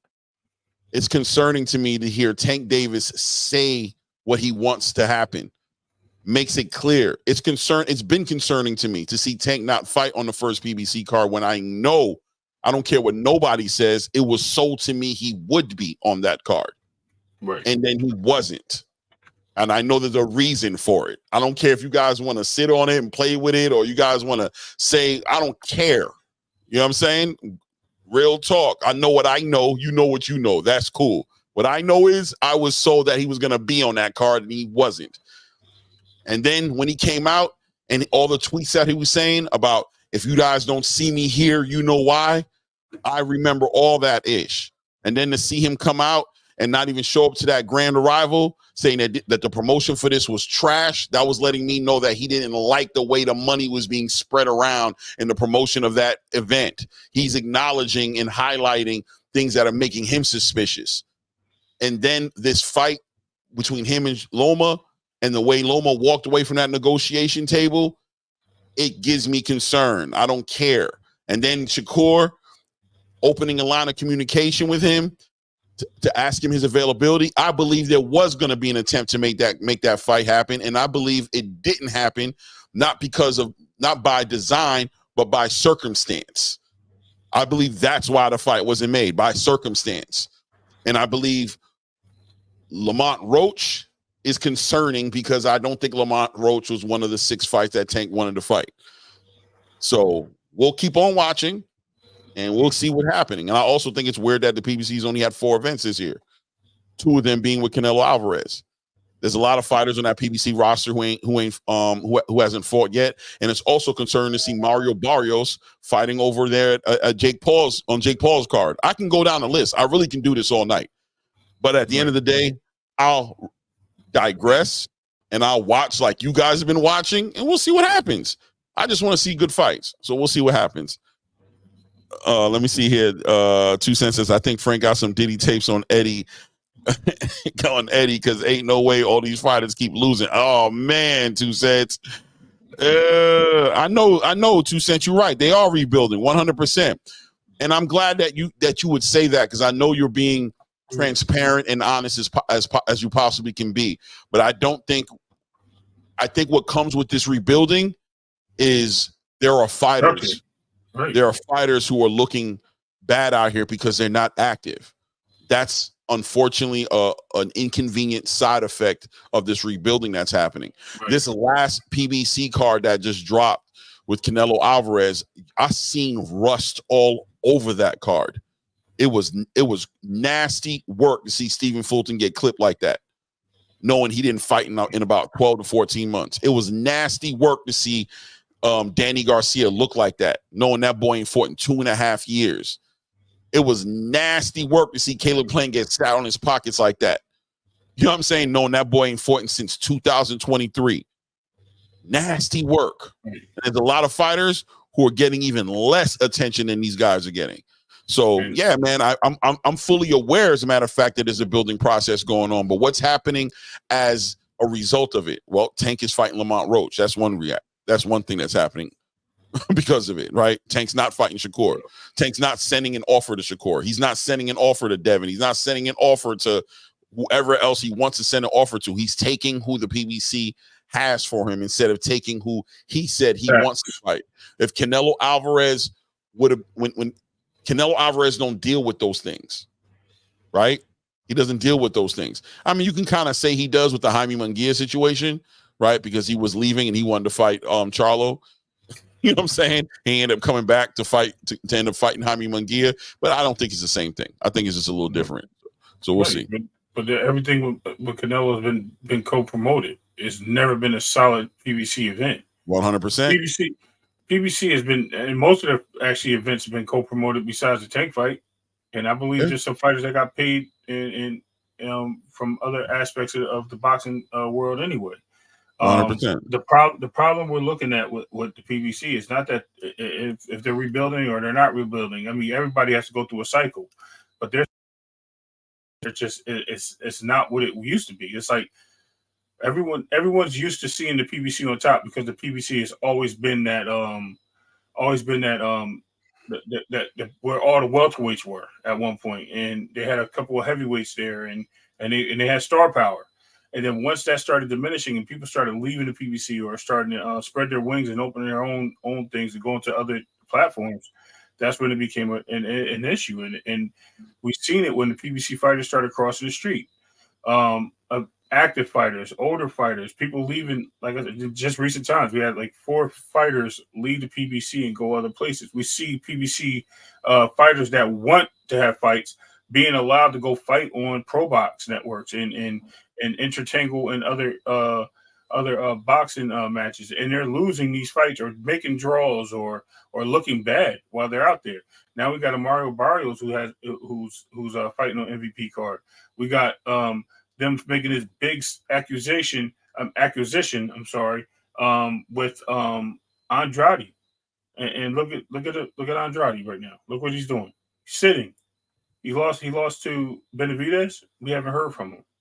Like he was trying to make the fight with. I heard something about him a few days ago, or I heard something. They're trying to put something together for him, but I'm just saying. But look at the time. Look how long it's been. You know what I mean? You got the Charlo brothers just sitting on ice, regardless of their mental history or whatever their situations they're doing. All that's crazy. It's way. What's this? December 14th. Crazy is that? Wow. That's crazy.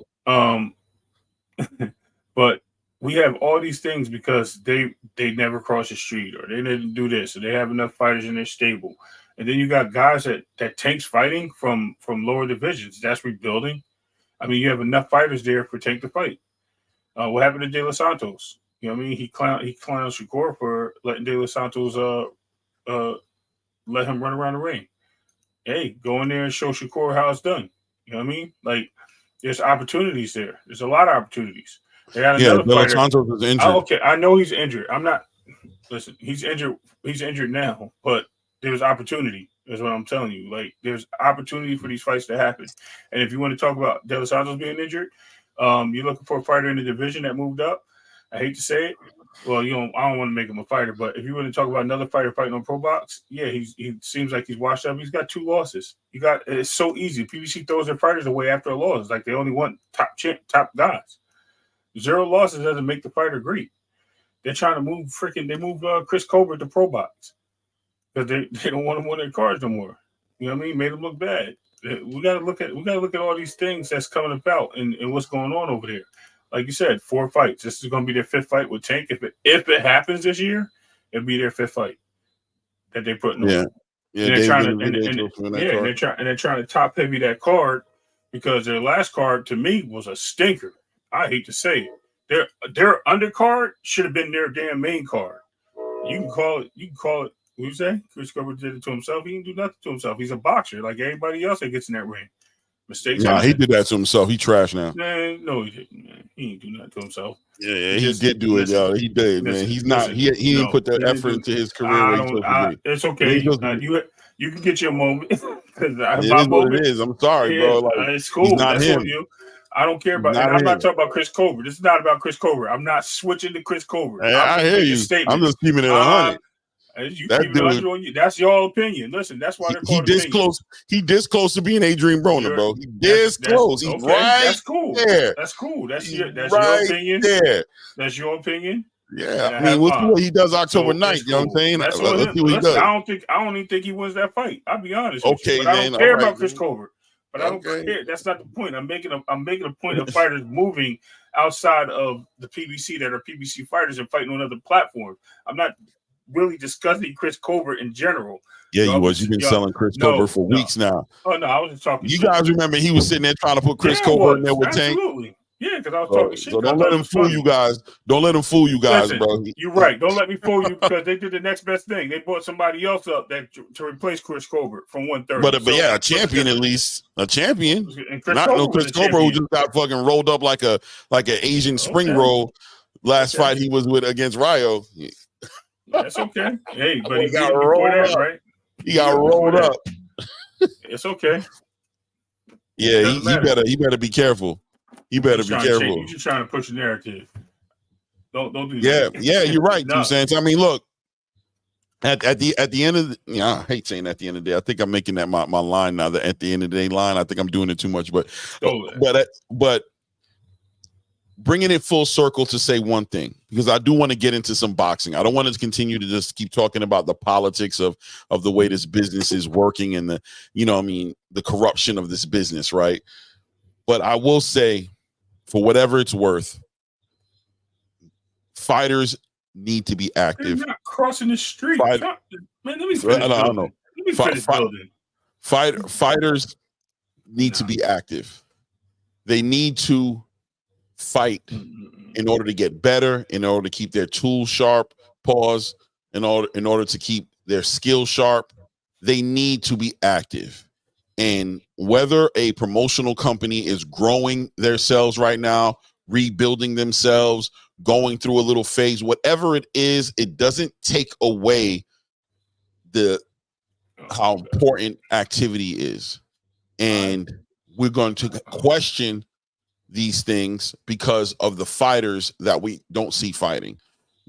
I can empathize with growth. I can empathize with growing pains, with adjusting, acclimating, dealing with the fact that at one point we were working with Showtime and Showtime was able to provide us certain things that made it easier for us to work. And now we have to figure another way out to do this. I understand it and I empathize. I don't want to kick the PBC because they're down. I have no reason to want to see the PBC go down. I want the PBC to flourish and be successful. I remember the PBC in their glory days, and those were some of the best days in boxing. I enjoyed watching what they've done. But this year, a lot of fighters are suffering. And that last event really highlighted it more than any of their other events, because you saw so much rust all the way to even the prelim with Roma Villa. You know what I'm saying? Just like, damn, that dude just was super. Like, I had expectations for him. Although Boots beat the brakes off of him, it was kind of sad to see that boy be out for the 10 count. Know what I'm saying? And like I said, across the board. So it is what it is. It is what it is. Salute, Sonny Augustine. I'm just glad you said it because that's actually all I was saying. I just went around, I just danced around a little bit, but you know what I mean. You cut the rug up from underneath me, man. 2 cents is stupid. She said, at the end of the day gotta end early. 2 cents, exactly. That's exactly what I'm saying. I like that, 2 cents. That's it. At the end of the day gotta end. I like that. You stole it. You stole it. Stop stealing my words. At the end of the day. Yeah, for sure. But listen, man, I want to jump into some boxing, man. You know what I mean? Did you have an opportunity to listen to the interview between Keyshawn Davis and Shushu Carrington today? It wasn't an interview, it was more like a conversation. They were like interviewing each other. You didn't see it? No. I was actually about to go watch it before you dropped the link because I was like, yo, what's going on? Like Clayton right. later than he's supposed to. I was really about to watch it. Nah. It was an interesting interview.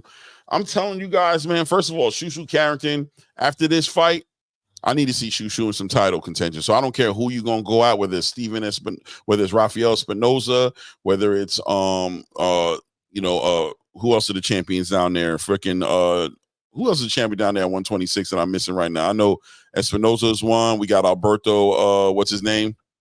Puello? No, not Puello. Puello's at 140. Who's at on 126 right now? Who just won a belt? He just won a belt a few weeks ago. Don't pout. No problem.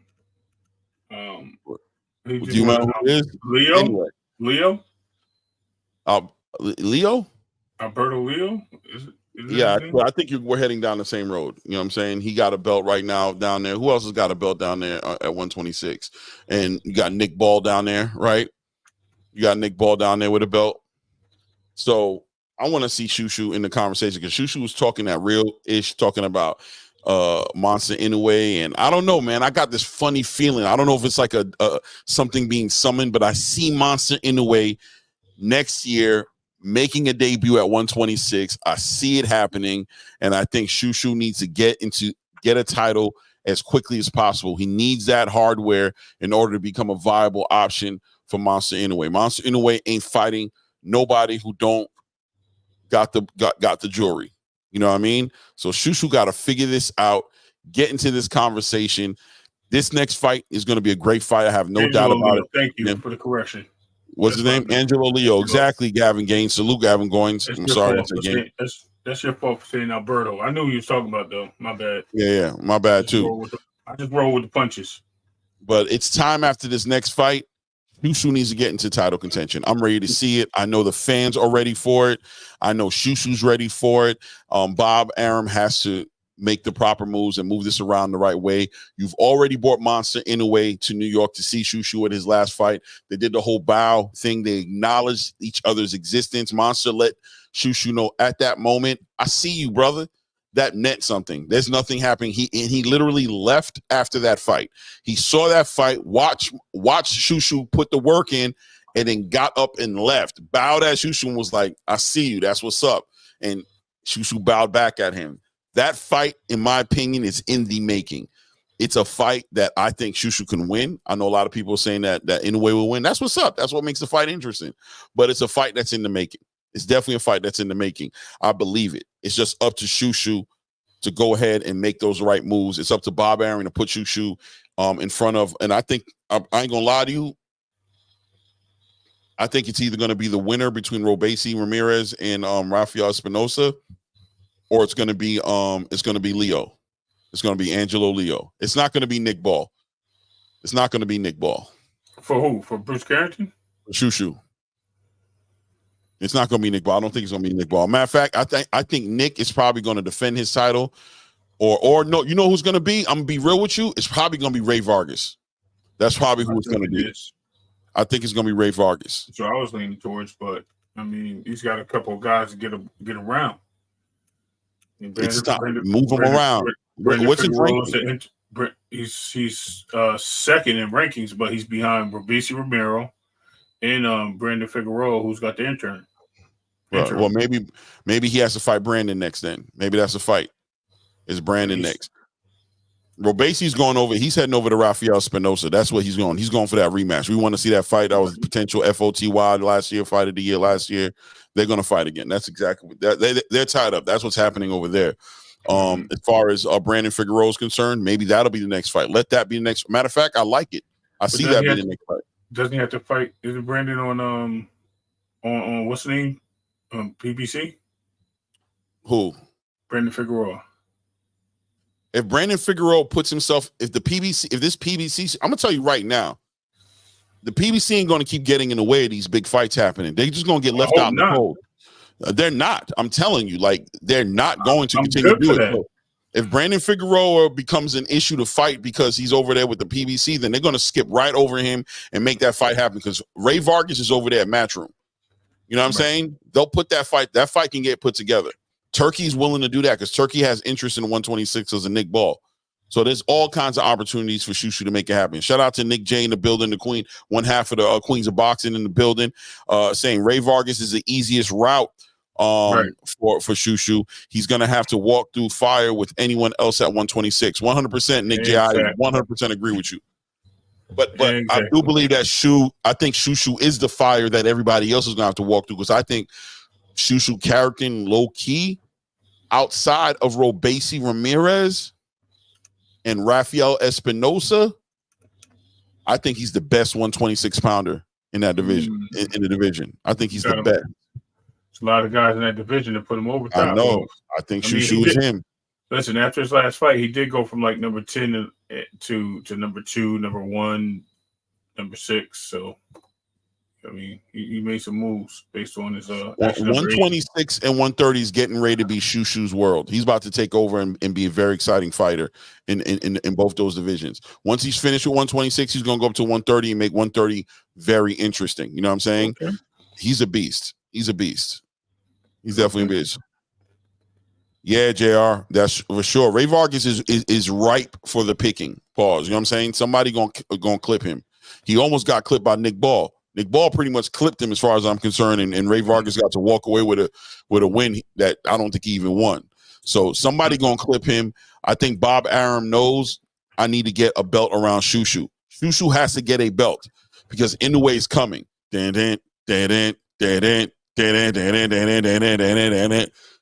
Maybe that's who they get. Inoue is coming. Maybe that's who they get Inoue to fight with Ray Vargas. Exactly, 2 cents.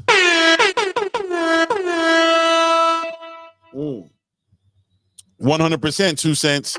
That's what I believe is happening.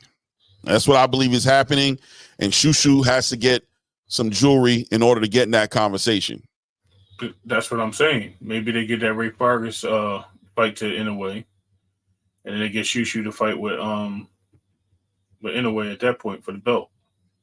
Nah, if Inoue gets a belt, he ain't gonna do nothing but go fight other people with belts. He's gonna try to unify. He gonna want the recognition. He can unify anytime he wants. That's a fight he wants. He wants that Shushu fight. We already seen that. So at the end of the day, it's gonna happen. No matter which way it goes, it's gonna happen. Yeah, I think Shushu needs a belt. I ain't gonna lie to you. And the reason why I'm saying that is you don't want Inoue fighting Brandon Figueroa, bro. I'm telling you don't want that fight. I think Brandon stops Inoue. I think he stops Inoue. I promise you that. Then that's a fight I want. I don't care. I don't care about protecting nobody. I care about seeing great fights. So if that's what it is, that's what it is. But as far as Shushu Carrington, the business of Shushu Carrington is concerned, for him to get in front of Monster Inoue and make that happen, I think he has an obligation to go and chase down the title and give Monster Inoue what he wants, which he's shown constantly. More than damn near anybody in boxing, Monster Inoue has shown how much he values being a champion and fighting champions and taking belts and running divisions. And he's going to make that his priority anywhere he goes. He made that his priority at 118. He made that his priority at 122. And I see him making that his priority at 126 if he comes up. No, Elnir. Matter of fact, Shushu's not going to 30 soon, but he eventually, I think that's where Shushu ends up. I'll be honest with you as far as his career is concerned, because Shushu's 27 years old right now.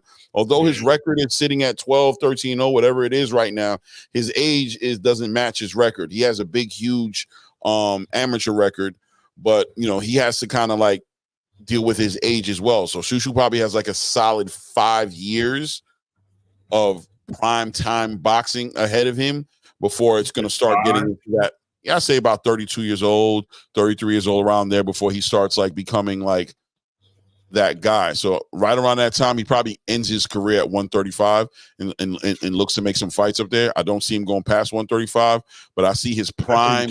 40. I don't think so. I think 135, but I mean, maybe. I mean, he said he doesn't play. He doesn't see himself going past 135. So. Listening to what, like, knowing he's a tall fighter, so I already know that his natural frame is probably can make 140 now. I just don't believe he. I think as long as fighters know that they can fight at smaller weights, they do everything they can to fight at these smaller weights without any repercussions, and they take advantage of what they got, especially him having speed. But eventually, age kicks up. You know what I mean? He's starting to hit that threshold where I think by 28, 29, yeah, he's going to be at 130, and then at 135 soon after that, based on how he carries himself moving to 130. Because once you start putting on weight, it doesn't stop. You start slowing down, and as the age kicks in, you said 32, 33. I think he's at 140, fighting at 140. That's just my opinion. Yeah, Lance. I hear you, Lance Meyer. Yeah, I mean, look, wherever he goes, wherever he ends up, you know. But, you know, I do right now, just looking at him right now, I just think his prime years is going to be 130. I think 130 is going to be the division that he really goes crazy. I think 126 right now is kind of like building the foundation to who he is, to what to expect from him. And I think when he goes up into 130, I'll be interested in seeing what fights are up there for him, who fighters are still there. I'm hoping I see him going to 130, you know, right.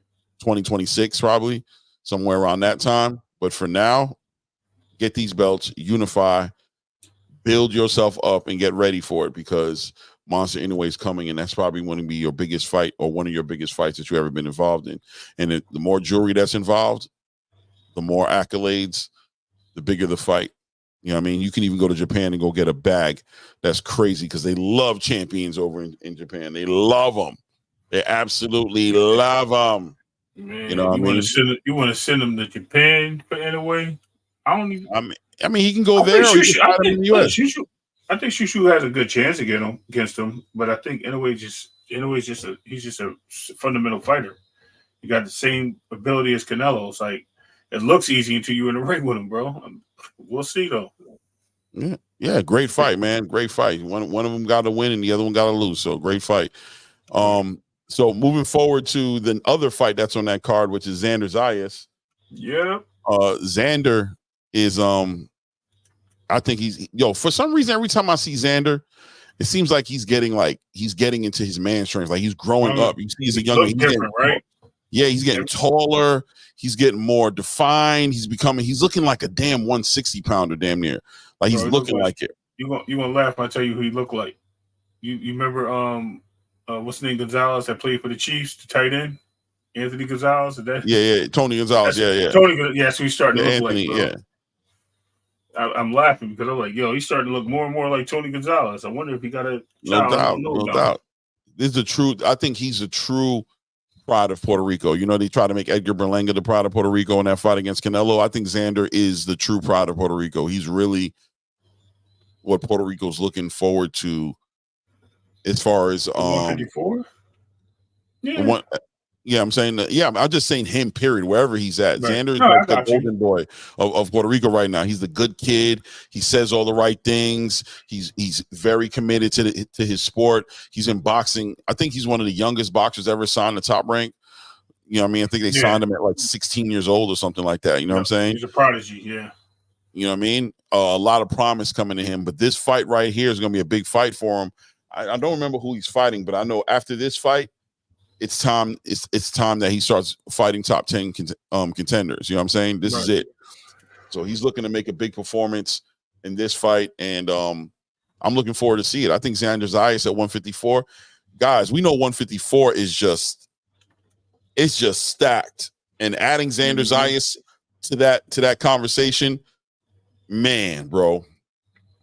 And the more I talk about these type of things, the more I want Boots to go to 154, right? Like, not that I want him to fight Xander or anything like that, but I just see the future. I have a vision of what 154 is getting ready to be. 154 is about to surge. It's like a resurgence happening. This is like the hottest division in boxing right now without people knowing it. 154 is ready to just Oh, yeah. It's just ready to just level up and just become that must-see boxing division. And I really want Jerron to go over there, huh? Like the 80s welterweight division. Yeah, it really is. It's jumping. It's jumping right now. Late 70s, early 80s. Let me correct myself. I don't want nobody to be like, yo, it's crazy. The 80s didn't know nothing.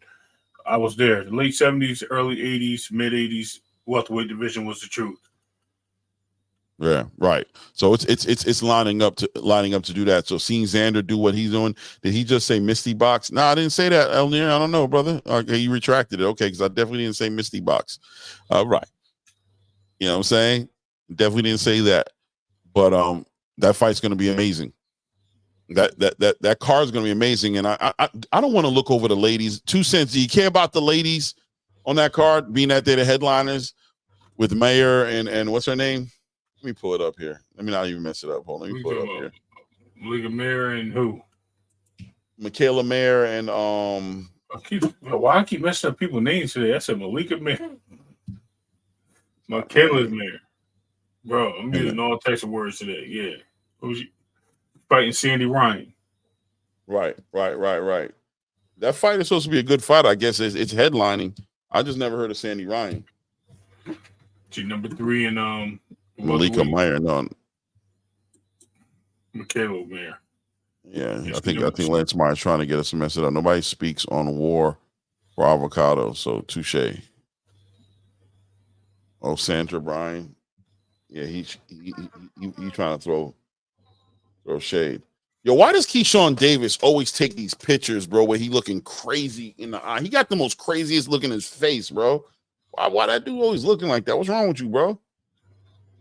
Anyway, let's go to see the events right here. There we go. Ooh.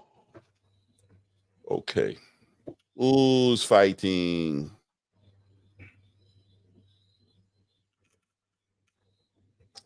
All right, yeah. So Xander Zayas is fighting Damian Sosa. Yep. Right. And Bruce is fighting Suleiman Sugar. Suleiman Sugar was a good fighter. Yep. He's a good fighter. He's got 4 losses. He's still a good fighter. No, he's still a good fighter. For where Shushu's at right now, that's going to be a challenge. It's going to be a good fight for him. He should come out on top, but it's a good fight. Would I give? What was the key advice? I said it ain't really advice, but something I had made a big statement on. I said these guys they forget about these journeymen. These journeymen have fought everybody, every style, everything. They come to play. They come to fight. I mean, a lot of people sleep on the journeymen. And those are the guys that upset you. You come in there the wrong way. Take that old way. Yeah. Big fights coming up this weekend though with those 2 guys, and then obviously with the headliner Michaela Mayer with Mayer and Ryan. It's gonna be a good card, man. Friday night fight. You know what I mean? Good card. Definitely a good card. Rohan Polanco versus Marcelino Nicholas Lopez. Delonte Johnson's fighting. It's got a lot of super lightweights, man, on this card. Got 2 super welterweights. I think got a featherweight and a bantamweight. That's it. Anyways, it's cool. 3 super lightweight fights.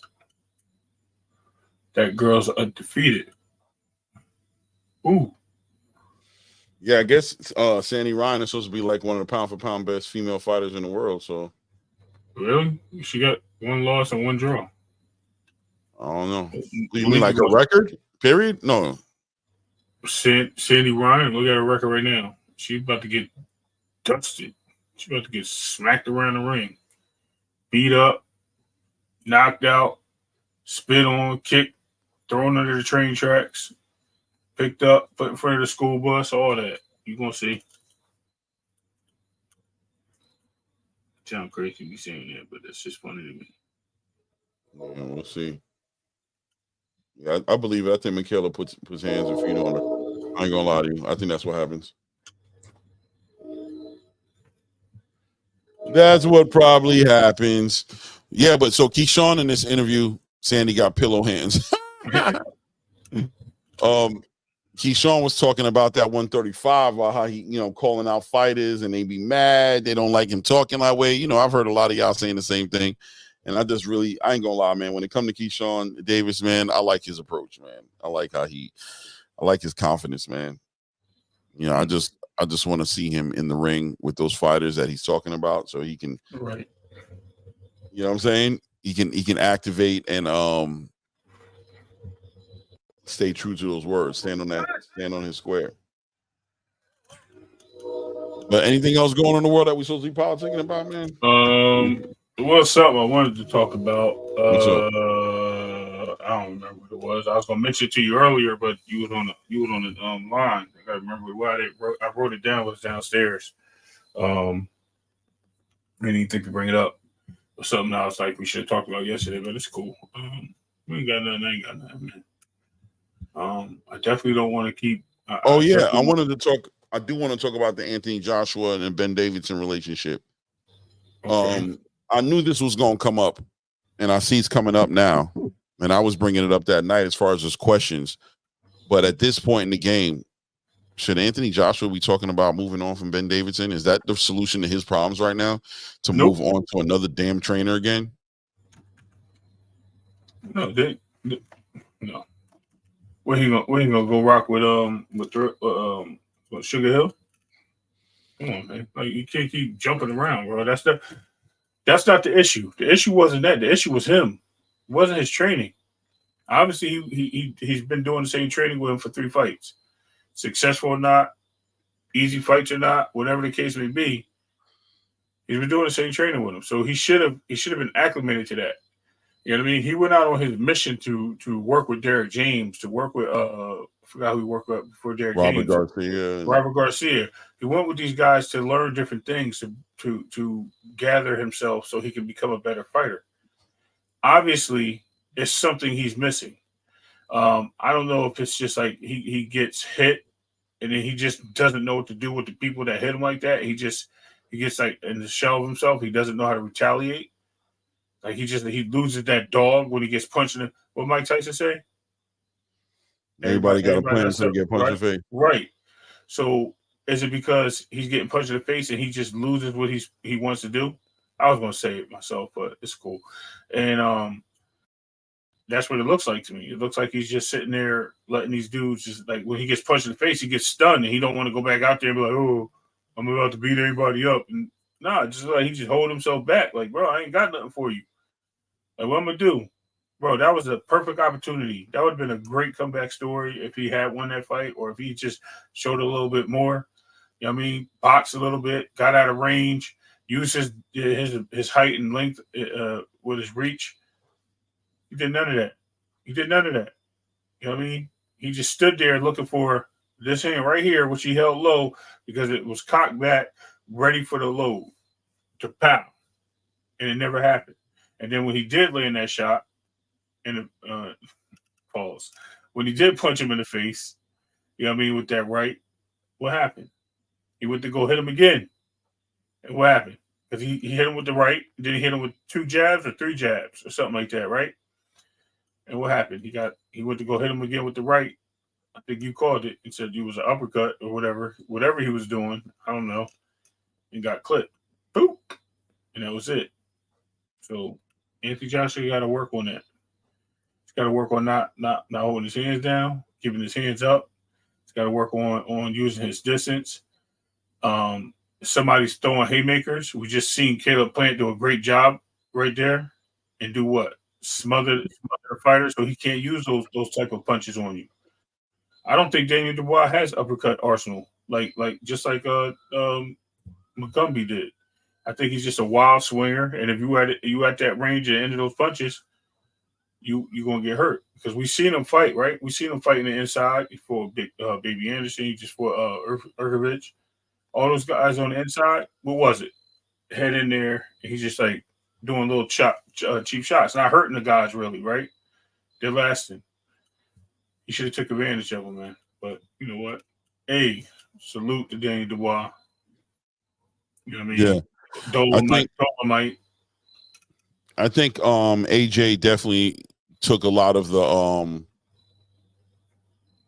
he took it on the accountability for what he did. You know what I'm saying? And what he didn't do. More importantly, I think Daniel Dubois is just. I've always said I thought Daniel Dubois was a good boxer, and especially in the heavyweight division with the people that are in that division. I thought he was going to be a factor in the division. He fell off after the Joe Joyce fight, and then kind of pulled that stunt off a little bit with Alexander Usyk, and it did make me question his heart because I always felt like his skills were there. It was just about his skills meeting that crossroad with his heart and his will, and him just applying his ability to force his will on the opponents that are in the ring with him, and he did that with AJ. If AJ is talking about redemption, fighting Daniel Dubois again, things of that nature, he has to be ready to go in some uncomfortable spaces in order to do that. I don't know if Ben Davison is necessarily the one who can do it on his own. I wouldn't mind them bringing somebody in with Ben Davison just to kind of give Anthony Joshua some different looks, some constructive criticism, and build him up to where he needs to be. But if he's not fighting Daniel Dubois next, or fighting a winner between Alexander Usyk or Tyson Fury, I know people keep on bringing on Deontay Wilder. I don't see no purpose in it. You know what I mean? But it is what it is. If that's what people want to see, let them see it. Like, that's what's up. We'll watch it. They're fighting. I'm going to watch it. But I don't think it's necessary. I just don't think Deontay Wilder brings anything to the table that would benefit Anthony Joshua. The fans might like it or whatever have you, but the man just took 2 losses. His last loss was a knockout. Anthony Joshua, although his last loss was a knockout, he's Anthony Joshua. You know what I'm saying? He's Anthony Joshua. He has a whole country behind him. He packed out 96,000 plus people in the building who came out to see him. He's not in the same position as Deontay Wilder. He can get the get back fight with a Daniel Dubois, who would benefit off of that monetarily. And I think Daniel Dubois is interested in doing it. So that's the direction he should be going into. Ben Davison, I don't know if I'm ready to throw him away. I think Ben Davison is a good coach. I know people want to take away from him and they want to say he isn't that, but I'm sorry. He worked with Tyson Fury. He's worked with Devin Haney. He gets celebrated in the boxing space. Now, I think he needs to put his foot down and draw a line in the sand with Anthony Joshua as far as, I'm not here to kiss your ass. And because I really do think that night in the ring, I saw a lot of Malik Scott 2.0 shit going on in there. You know what I mean? I've watched the fight again, and I saw a lot of you're a warrior and a lot of bullshit getting talked about in that damn corner instead of that damn fight, and where Anthony Joshua's mind needed to be for that fight. And I think Showbiz put out a video about it a little bit earlier, talking about him telling them to double that jab up and then roll the dice. I told you guys I did not like that roll the dice talk. I did not like it. When I heard that, it gave me concern. I don't care about that roll the dice shit. Anthony Joshua was sitting there talking about, yeah, we rolled the dice and we came up there. What are you rolling dice for in the ring with a puncher like Daniel Dubois? There ain't no rolling no dice, bro. It's about winning the fight. And going into this fight the next time, I hope that he takes that into consideration, and Ben Davison takes that into consideration. Anthony Joshua, I believe, can beat Daniel Dubois. I know it looks impossible when you see him get dominated and beat from pillar to post the way he was beat Saturday night. It's like, what up, it seems like, yeah, salute Karma. All I'm saying, we have to jump Usyk. That dude is a browser for real. Hold on. Oh, yeah, salute Karma. He needs to take Lee Wiley and get back to Dallas ASAP. I know everybody wants to bring him back to Derek. Maybe, I don't know. That was my question to you, Clay. Glad that came up. I was going to say, Derek James had him fighting on the inside, had him being fighting like Earl and Frank and Charlo. You know what I mean? On the inside, punching inside, like basically being a power puncher inside. You know what I mean? Not really using his wits, coming in a little heavy. I mean, I think he came in, like 170 or 165 or something like that in this fight that he had with Derek James. Do you think that's a better option for him to fight somebody like Dubois? Like, risk all those shots that to get inside to try to make that, to smother him? A better option for who? For AJ? For AJ. Like, are you saying is Derek James a better?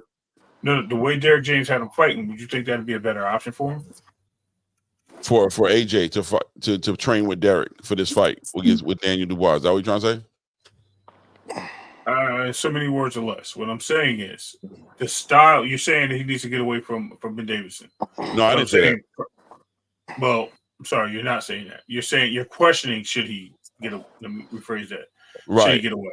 So what I'm saying is, do you think Salute roll with the punches? Never seen you before. Salute. The way he was fighting with homeboy with Derek James, do you think that's a better style to equip himself with to fight Daniel Dubois?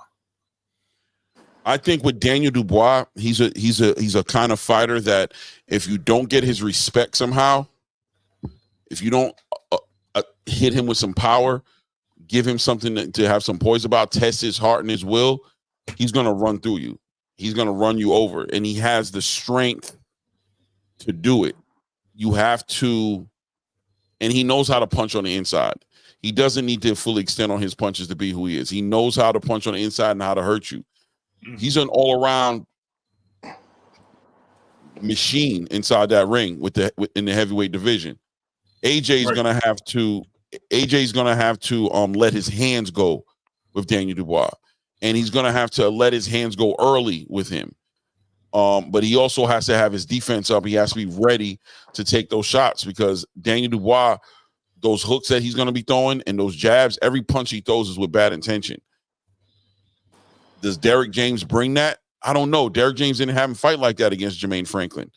He didn't have him fight like that against Robert Helenius, even though he knocked Robert Helenius out. But Robert Helenius was this little like chinny dude who already got broken off by Deontay Wilder. He was already a shell of a man in that ring with Anthony Joshua. And Jermaine Franklin, he boxed and it's like Derek James wanted to build him up from the ground up and just bring him back to the fundamentals. AJ has to get back into the Danny Dubois business. He's 34 years old. If he's trying to make a run at being a champion in that division and being undisputed at some point or unified, then he can't afford to go backwards. He can't afford to go backwards. So whoever gets with Anthony Joshua right now has to work with him where he's at, and they have to be ready to get right back up in there against a dangerous Daniel Dubois.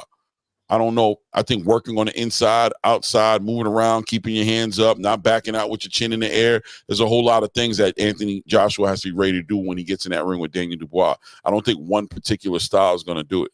And honestly, I've never seen AJ work that effectively on the inside before. So I don't know if that. I think that was the issue with the whole entire Derek James situation, was that I think Anthony was uncomfortable fighting that way. I don't think that's really who he is. So. Salute here for boxing. Was good, family. What's up, bro? How you? Man, we building. You know how it is. I've been a minute. I ain't tapped in, man. I felt bad. Not felt bad, but I'm like, damn, I gotta go holler at my guys, man. No doubt. It's been a while since we heard from you. Everything going good with your family? Yeah, I'm chilling. I was just listening to this whole, Daniel Dubois thing. Fans of Deontay Wilder now proclaim AJ's washed. He's washed or whatever. I don't think AJ is washed. I just don't think he anticipated being blitzed like that. And I don't think he prepared to be blitzed. I think he prepared to box. Mm-hmm. And because he came right at him. 100 miles an hour. And I think he kind of employed the Andy Ruiz strategy. We just got to touch his chin. All we got to do is hit him, and we got him. And if we can take one of his and give one, we'll probably win that. Not because one hits harder than the other, but because one's chin is weaker than the other. AJ got a shaky. He got a glass jaw. And I think the plan was just go hit him. Once you hit him, you got him. Because we've never seen him really recover from being knocked down before. Like when he got knocked down by Andy Ruiz, he never recovered. Right. And when he fought Dubois, he got back up, but he never recovered. He was never over that. And I don't think Derek James is the guy for the job, because Derek James' fighters don't fight backing up. They all employ the same style. They walk forward. Errol Spence, Jermell Charlo, they fight identically the same almost. Jamel's just more of an athlete than Errol is, so it looks a little better. I think Derek James will look good with Bomac. I mean, not Derek James, Anthony Joshua and Bomac. Look at the way Bud fights from every angle. I don't think he could teach him that athleticism, these angles at this point in his career. Yeah, I think that's a high IQ. It takes a certain aptitude, ability to take that in. I think him and Ben Davidson have a better chance of rocking with each other. I think Ben Davidson now has video footage of who Daniel Dubois is and who he's going to be against AJ specifically. I think Ben Davidson has a skill set to do that. Like he knows how to analyze a video and analyze strategy behind that video. I think the second fight around is a different fight. I don't know if AJ wins, but I think it's a way more competitive fight. I think now they know we need to be ready to stop that blitz shit early. We can't play that game. He didn't really even throw back to stop it. He wasn't even punching back really. He was caught off guard. He was like, He was damn, like, oh, she was a deer in like, headlights. Like, oh shit, what do I do? especially when he clipped him, especially when he connected with it. I think that's what it was like, damn, this dude just hit me in my shit for real. There's a problem. Yeah. But also, AJ doesn't fight. He doesn't fight big. Like, he doesn't fight to his size. He's 6'6", 260, whatever he is, and he fights small to me. Like, I think you got that, you tall, you got that reach. You got to be able to fight moving backwards, jab moving backwards. I think if he could have did that, he'd be fine. He just never had a chance to even try it. But I think knowing that he might come out like that now, you'll just come out right behind a long jab. Like, I'll just stay behind my jab until I figure out what he's trying to do. But he never had a chance to even process it. He needs to go across that ring, and he basically, AJ needs to come start that fight off the back end of that round 5, right before he got knocked out. Yeah. This needs to be more defensively responsible, but he has to go for it, bro. He got to let his hands go, bro. He got to let his hands go. He got to know that he's fast enough to win that exchange. Don't exchange, but like punches like burst off on him. Like, take your time. Don't sit there and try to exchange with him, but put him on his heels as soon as you can. Because as soon as you do that, he did that in that round 5. In that round 5, Daniel Dubois was like, damn. You know what I'm saying? You saw it happen. He just started to let his hands go and started to get a little bit more, like he said, laser guided with the, you know what I'm saying, sniper quality, like powerful straight right hands, and a very resolved jab, right? A jab built around resolution. Like, this jab could knock you out if you put your damn hands up. You know what I'm saying? Jab. Like, that keep him at bay. You got to make him respect you. If he don't respect you, bro, Daniel Dubois got that special Rain Man strength, bro. He's going to hurt you, bro. You know, he came out in the Tyson garments. I was like, oh man, like this might be a sign of something to come. I didn't know he was gonna come out firing like that. Yeah, but you know what it is? Eddie Hearn even said, I expect Daniel Dubois to come out and try to rush AJ. He said it. He said he thought that was going to be the undoing of Daniel Dubois if that happened, that he would run into something. Yeah. Well, he eventually did, but he ate it. It took too long. It was too little, too late. You land that punch you landed in the 5th in the first round, might be a different fight. Yeah, AJ just had his hands low and just got clipped. That's what it was. Yeah.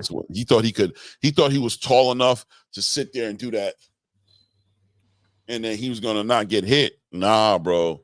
You know what I haven't heard too many people talking about? Dubois' jab. His jab was the star of the night. Oh my God, it was spectacular. I mean, I don't want to reach and say it was the best jab I ever saw, but that was one of the best performances behind a jab I saw in a long time.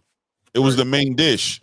Yeah. It was the main dish of the night. It was the main dish, like the center of the whole entire. Yeah, it was like, eat this. Like, this is the main food you're gonna eat all night, is a damn jab. He was doubling it up. And he was doing it right too, because he was hitting them from angles. He was like crisp, man. He's throwing the jabs, but he was like going to the left. He was forcing Anthony Joshua into his right hand with the jab. It was real pretty. Yeah, we could be talking about a different Daniel Dubois if that Usyk fight was, potentially called the right way. I don't want to say it was called wrong. It was it wasn't a low blow, but I don't think it was a knockout body shot. I think it was just one of the things Usyk had to sell it, because he act like it was a little, all right, I got 5 minutes to sell this now, as opposed to just getting up right away. I think if that punch was scored properly, I think he would have probably got back up. He got up, but he'd been weak. Dubois could have finished. People think because he stayed down beyond 10 seconds, he was just out of it. I'm like, no, that's just a thinking man's game. Like, why get up if I don't have to? The punch hurt, but I got 5 minutes to recover from it. So I think if he was forced to get up, he would have got back up. I don't know what would have happened after he got up, but I think he would have been depleted. He'd have been hurt. Dubois would have attacked him, and he probably got knocked out.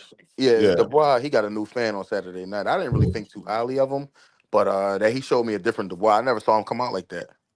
I think anybody in that heavyweight division has been put on alert for Daniel. Yeah. Like, you got to pay attention to him. I even seen it in Tyson Fury's face, where he was like, "Yeah, bro, I might just retire after this Alexander Usyk rematch. Like, I don't need this. That's that next generation coming up." That's what he represented. And there's some heavyweight fighters coming together right now. Some young kids. You got Ajit Caballel, who's not that young, but he's that next generation. You got that Moses Atuma. He's wilding out. Richard Torres is trying to find his way. He's trying to find his lane to see how he wants to be. I like him a lot. Terrible last fight. A lot, man. Salute 8 on 8. Salute King 818. Salute King. Thank you, man. I appreciate you stopping by, man. Thank you, brother. Who that King? No, 818. He's somebody King. from Blue Okay. Channel. Okay, I thought Yeah. King. I appreciate you, family. Thank you, man, for stopping by. You know, I always wonder though. I think the only person on this planet who truly knows if that body shot stopped him was Usyk, and maybe he'll tell the truth one day and be like, "Yeah, that got me. That would have been it."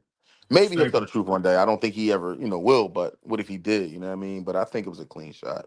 Because we could be talking about a whole different Dubois right now. You got dudes who don't know boxing call him a B-tier fighter, which is insane to me. He's an They don't understand. No way. That boy is a dog. The only thing that was missing from Daniel Dubois was his heart. It was like that, like the Tin Man, or the Lion. Was it the Lion? Yeah. That the only thing that was missing from him was his heart. The skills have always been there. His abilities was always there. He just had to believe. And that Don Charles, his coach, dude, you hear that dude screaming all throughout them, like, come on, Danielle. I'm like, yo, how could you not be motivated with somebody like that screaming on you like that? Right. You know what I'm saying? I mean, could you imagine somebody come at you, here for boxing, you're here for your destiny. Don't you just gonna be like, yo, dude, I gotta go out here and just eat this dude. Pause. Like, I gotta go do the work, bro. I'm destined, though. The gods have put it on me to handle this. Yeah, I was impressed by him, man. That was a great performance by him. Like, it was definitely like, I wouldn't call it fight of the year because AJ didn't give much, but I probably call it performance of the year for Dubois. Right, I wouldn't call it fight of the year. It was no fight. It was really no fight.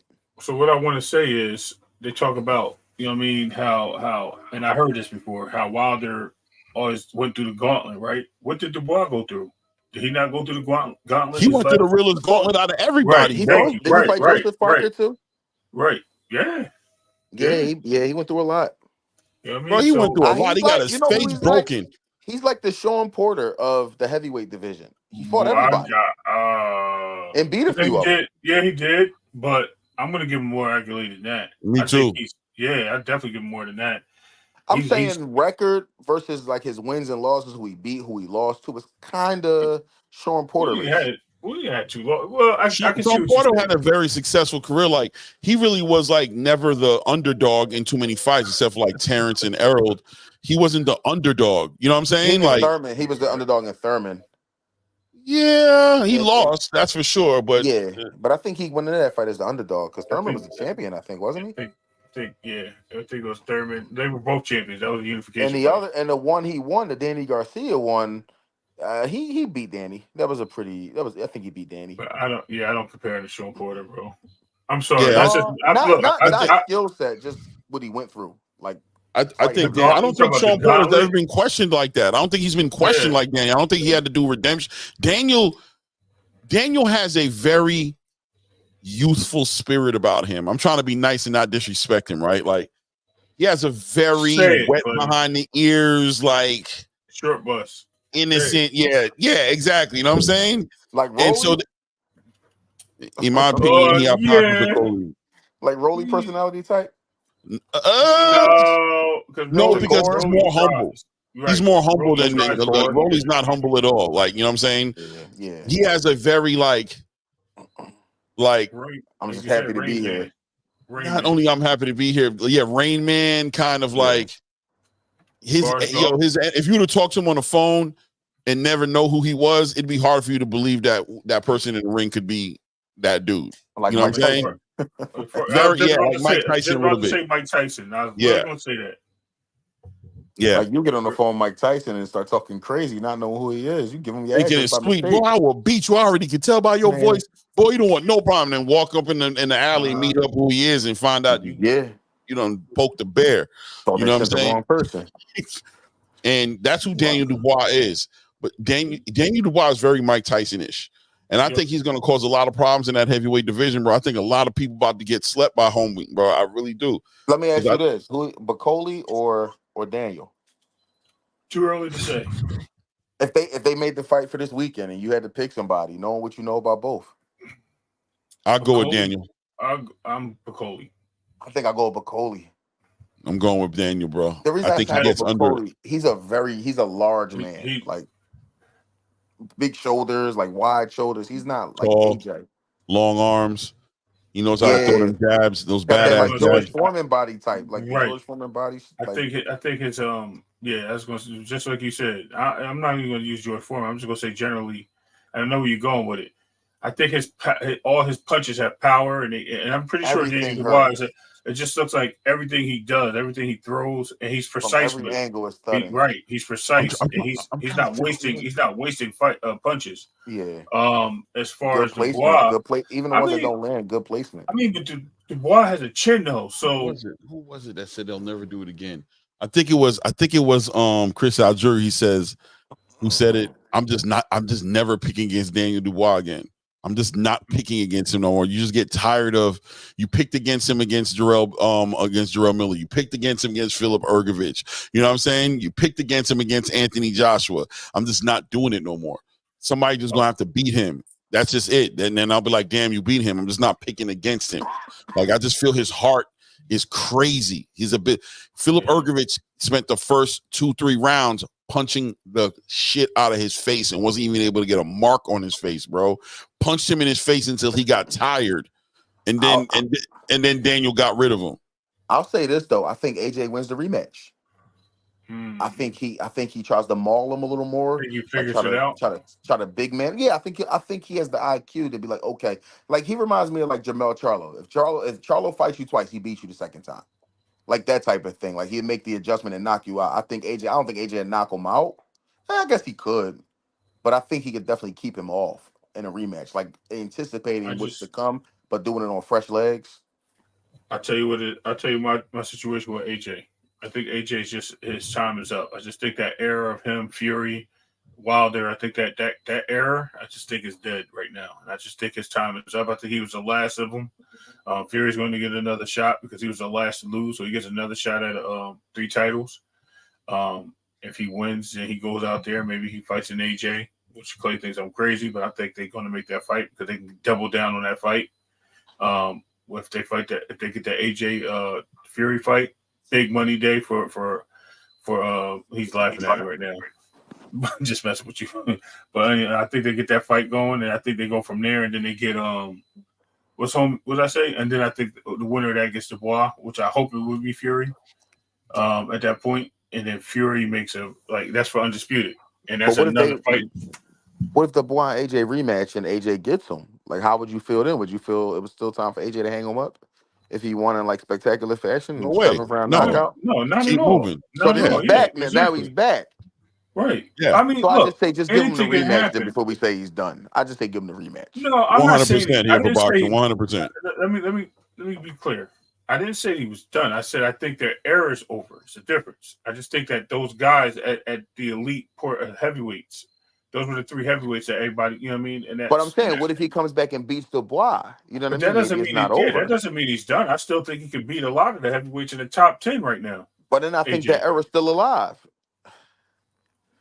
I just said that. I also said that too because I said I think Tyson Fury can still win and they can run it. You know what I mean? So I'm not saying when I say the era is dead, I'm just saying like it's like saying I think me and you had a conversation, right? And then we were like, yeah, you know, Bud, Earl, Thurman, all these guys are who they were. That's the end of the era, but Bud's still alive.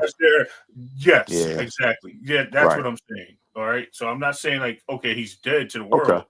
What I'm saying is I just think that it's a move over now. We got some new guys coming into the arena, and these guys are dogs, and any one of them can beat you at any given time. Is what I'm saying. Right. Yeah, I feel you. But I mean, ideally, I think we'll get AJ will lose one more time to Dubois. Usyk will beat Fury one more time, and I think Dubois and Usyk is the fight to make. Yeah, I think that's the fight you got to make again. I think there's 2 fights. I think you got Anthony Joshua and Fury. That's the fight to be made, and I think you got Dubois and Usyk that are the fights to be made. I'm saying like for supremacy over the heavyweight division. I'm just saying like that supremacy, like the top 2 guys will have to be Dubois and Usyk. Right. But I wouldn't mind seeing Wilder. Usyk wants to fight him. I wouldn't mind seeing AJ and Wilder not one more time, but finally seeing AJ and Wilder. At this point, I don't because I just think that fight aged out. It didn't age like wine, bro. Sorry, But I think so many people wanted to see it. Like it's just kind of like I mean, we didn't get it when we wanted it, but we got it now. Right. Kind of like the Bernard Hopkins and Roy Jones second fight. Like we finally got it, but who really cared at that point. Right. That's But I my think point. people still wanted to see it because they waited so long to see it. I think people thought they wanted to see it until they saw it. Until they saw it, right. Until Wilder spins around to get in the ring. I don't want to see that, bro. That was just terrible. Like I just have nightmares of that every time. And I'm like, yo, but I don't think AJ's the guy to spin him. I think AJ laid him out. No, he spun on his Wilder own. beat AJ. It wasn't AJ. He spun around on his own and got clipped. Like no, he got caught with that. He got caught with the tip of his nose. Clipped, but he turned around on his own. I think something like grazed his eyeball, and I think that's what caused him to spin like that because that was very weird to do. But he was he was working on that the whole. You didn't see him working on that. No, I don't do that. Trainings and stuff. That's what he was doing, bro. No, I'm gonna put it up. Way. Yo, bro, he was putting a broomstick out. I thought that was just like an end of the drill little dance movie did. Nah, he was working on that multiple times. You seen him do it in the inside camp. You saw him do it in the media workout. He was doing that shit. But Malik Scott ruined was left of him. Like he really ruined what was left of him. That's why I was like, just Ben Davis and Malik Scott 2.0. I don't want to see that fight. Man. That's why. That's exactly why I don't want to see that fight. Like I think AJ still walks away with a victory in that fight over Wilder. I think AJ fears the power. AJ literally knocks Deontay out worse than Deontay's ever been knocked out. I'm talking about clean, that's what I'm worried about. Like worse, and I'm going to tell you why. Because I think Wilder is set up. He doesn't show no defensing or anything. And I think AJ punches so hard, bro. And I hate to say this, I think he can kill Wilder in the ring, bro, if he hits him. So they're the same. They're the same height. Obviously, AJ's a bigger body, like heavier man. But over the course of a 12-round fight, 8-1-8. Who do you trust to land that big shot first to be the first difference maker? You trust AJ to land it first? Yep, listen, AJ is going to. Gunshot. I was going to ask you think Wilder's gun shy. I was going to ask you that. And let me tell you this as well. Fights like what AJ just went through is going to make him more. If he's going to stay in boxing, he's going to become more determined to not let people like Deontay Wilder get off on him. Right. He's not going to allow that dude to do that to him. He's going to be the one to set it off. And Deontay don't got the defense. Deontay's never been in a ring with an Anthony Joshua, bro. The closest he's ever been is Zhilei Zhang.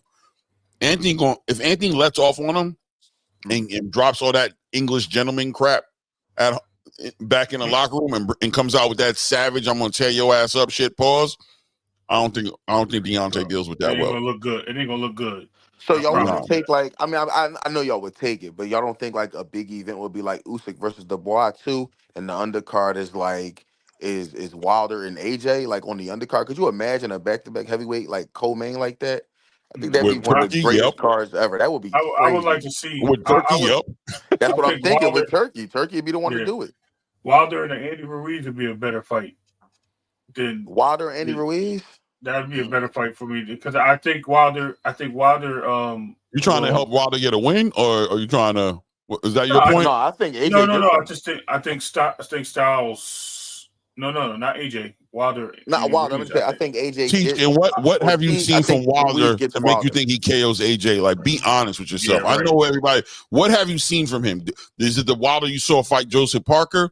Is it the Wilder you seen fight Zhilei Zhang? What Wilder did you see? I would say the Wilder who fought Dominic Brazil would show up one more time. But that was how long? No. Right. I think he can show up one more time. That's the Wilder who wanted the body.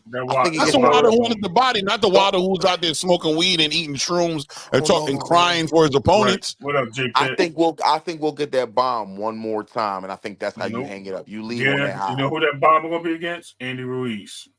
Somebody susceptible to it. Styles make fights. And I think that would be the bomb because I don't think he would. What right hand, Teach? What right hand? What right hand you see from Deontay? He ain't got that hand no more. If Andy Ruiz came in good shape, I think he could get to Deontay too. Yo, Deontay Wilder's a straight up lover, bro. He's not a fighter no more. He's a lover. What I'm saying, he said AJ folds when he takes a clean shot. I think his chance to land that clean shot. Let me tell you, Daniel Dubois changed AJ's mantra on getting punched. He changed it. Daniel Dubois he gave him the reason, he gave him the motivation, the inspiration he needed to put that damn hand up, bro.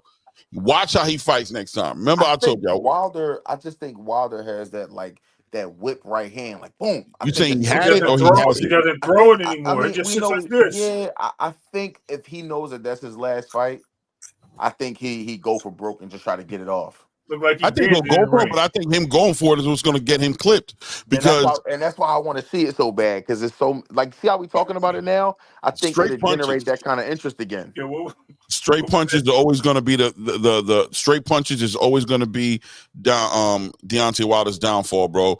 That's what Alexander did to him. Straight punching, which is going to get to you every single time, bro. Just like what Daniel Dubois did to Anthony Joshua. That's what he did. Straight punching. While Anthony was coming in there trying to cock up and hit that with that uppercut, he hit him with a straight, real short, boop, caught him right in his mouth. Yeah. And put that boy out of there. Then that's always going to be Deontay Wilder's shortcoming. That's going to be his shortcoming every time. Is the fact that he needs that room to be able to space, to throw them shots. You know what I mean? Now look, Deontay Wilder has a straight right hand that's pretty serious. I ain't gonna hold you. But AJ is just gonna be better at using that jab and and on what you're saying about him like going all out, AJ can play off that because Deontay is not stronger than AJ, bro. He just hits harder. So that's why I want to see it, man. I would love to see it just so we can, you know what I mean? Like, not ever have to wonder. Would you rather see them at the end of the line do it or never do it at all and always have to wonder? At this point, I wouldn't care. I never saw it. Really? I never. Damn, that's crazy. I really want to see it. Because I just know it's not going to be all that. And people are going to make excuses. They're going to be like, yeah, you're lucky. Deontay is not who he was, and you're lucky. And you guys make sure that they didn't fight when they were supposed to fight. We're going to hear all that dumb shit, bro. Exactly. That's why I want to see it. I mean, you're going to hear that regardless. You know what I mean? And guess what? I'd rather see him fight Fury and stop Fury than him. AJ? Yeah. Than him beat up Wilder. Because I think exactly what Clay said. If he beats Fury, he got something to talk about. Oh, y'all still want to see that fight with Wilder? He just beat the dude that beat Wilder pretty much 3 times. What? Maybe 2. You know what I mean? Maybe 2. You give Wilder that first fight. If it's not a draw, if you feel that way, cool. But he beat Wilder. You knocked him out. Come on, bro. Yeah, and I think Anthony Joshua. I keep saying it, but maybe we'll see one day. I don't know, but I think Anthony Joshua drugs him, hits him with a heroin. With a melatonin, you know what I mean? He gonna hit that boy. I'm not even a Deontay fan. I never really was, but I just want to see him go out one more time. On his shield, whatever he wants to call it. Yeah, it's all good. It's all good. You know what I mean? It'll be a nice another 50 million. Let me tell you what it looked like. You want to know what it looked like? When Drago punched Apollo. Yeah. Throw the towel in, Rocky! Yo, that's exactly what it looks like. What are you doing? That's exactly what, bro. That's what that looked like. Yeah, I don't. Like I said, I don't think. I think Wilder's a little more. I honestly think Wilder is more washed. I think Wilder. Y'all crazy, man. I think Wilder's a little more washed than AJ, but I think Wilder has enough to pull off an upset. Yeah, sure. I would just like to see it at this point before it's too late. Because I mean, AJ's still fairly young. He's only 34. Wilder's what, 37? I don't know what he is. We can look it up though. Let's look it up. Let's see what. I'll say maybe Wilder's like 38. I would say he's like, I'm 38, so I think he's about 38. Wilder's singing. Listen, Wilder out there singing R&B songs. He's close to 40, bro, ain't he? Yeah, he's like 39. Now that I think about it, I think he's more like 85. Let me see. He is 38 years old. He's born 85 or 86? 85, right? I don't see his birthday on here. Hold on a second. Because I was born 86. I'll be 39 in January. Bro. Deontay LaShawn Wilder, age 38, height, president's birthday. 6'6", yep. I'm just intrigued by the measurables between them. Like they share similar measurements, height. Right. Yo, Deontay Wilder has lost 4 out of his last 5 fights. Yeah. Right. That boy don't want no problems with AJ. But you know what's crazy? And it was all because of the switching trainers. And also because of Fury. Fury just took it out of him. Yeah. I'm telling Fury just leaning on him. But I was just watching. Skinny little legs. I just watch how him and Malik Scott train. They train like friends. It's not like, it doesn't seem like a player-coach type relationship. It's just like, it's my homie. I'm going to train my homie. Like, I don't think that works. I never liked that pairing. I got you, Teach. I respect it. I respect it, Teach. Especially after after Malik Scott took that dive against him. I was like, how could you hire a guy you knew took a dive against you? That's a yes man to the core.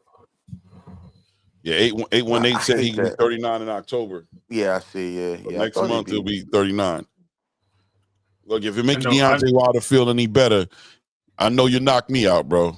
JR Spock said, why we trying to get him hurt? Me out, bro. JR Spock said, why we trying to get Wilder hurt? I don't think we try. I'm not trying to get Wilder hurt. I just want to see if he can recapture that glory one more time. Go for it. You ever see a horse kick somebody in the face? No. All right, I'm gonna stop talking about it then, because y'all ain't budging.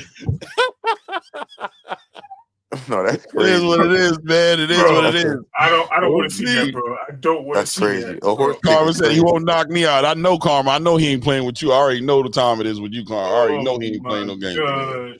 He ain't playing no. His career, he's literally. He don't need to hang up. He's at the end, man. He's at the end, man. He's really done. He's not like AJ. That's why I don't think that. Also, I don't think they need to fight, because I think AJ still has a career. He just has to get it together. Like, he's still there. He's still the AJ. Money man, bro. Like, he's the money man. You put Wilder in the ring, he gets a payday. That's it. I mean, if you want him to do it. Yeah, I keep telling y'all. I'm always gonna tell y'all. I'm gonna watch it. I'm gonna watch it. I'm gonna pay for the pay-per-view. We're gonna cover it. We're gonna do the live. We're gonna watch it. We're gonna catch it. We're gonna enjoy ourselves, bro. We're gonna watch this boy get some beats, bro. Trust me. We're gonna be excited and everything, bro. I just don't want to see Malik Scott. Here for boxing. I ain't talked to you in a minute, so I gotta get your opinion on this Lamont Roach Gervonta Tank Davis conversation. I can't let you slide. I can't let you get him out of here and not talk about it, bro. This is my opinion on that. This is my opinion on that whole thing. Don't force it on us as a mega fight.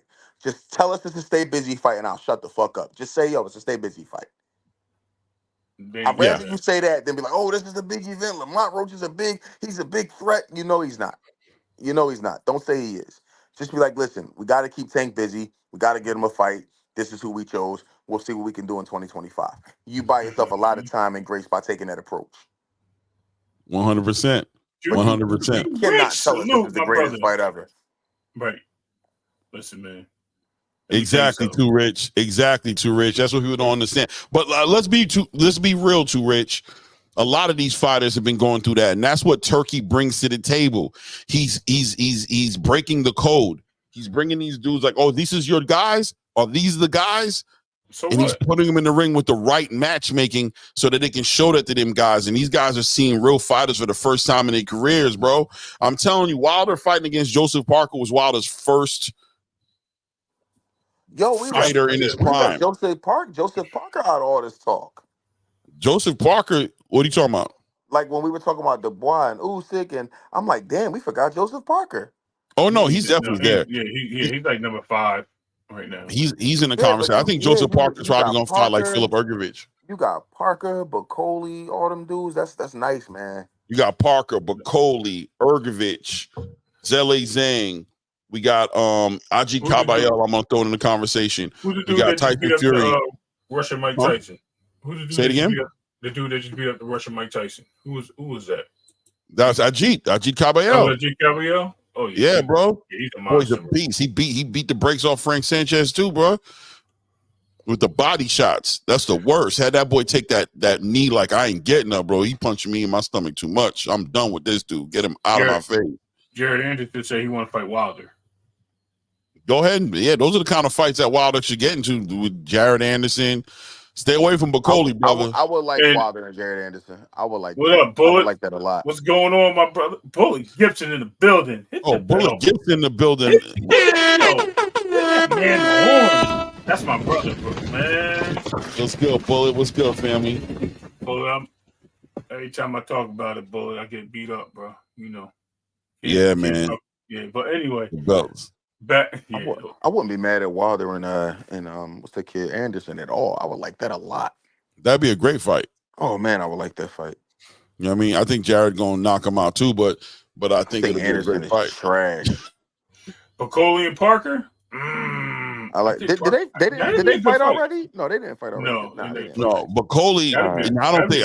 I think Parker would do it, but I think it would be stupid of him. Who did Bacoli No, lose to? actually, the way Parker fights, that might be a good matchup because I think the way he Oh, he keeps lost his to head Michael down, Hunter, right? Yeah. because he keeps his head down when he's like this and off the line as he's fighting, so he might be able to. Zhilei Zhang gave Parker issues as far as he was able to sit him on his pockets a couple of times. Like Bacoli's just efficient, fast, jabbing. I would like Bacoli Dubois.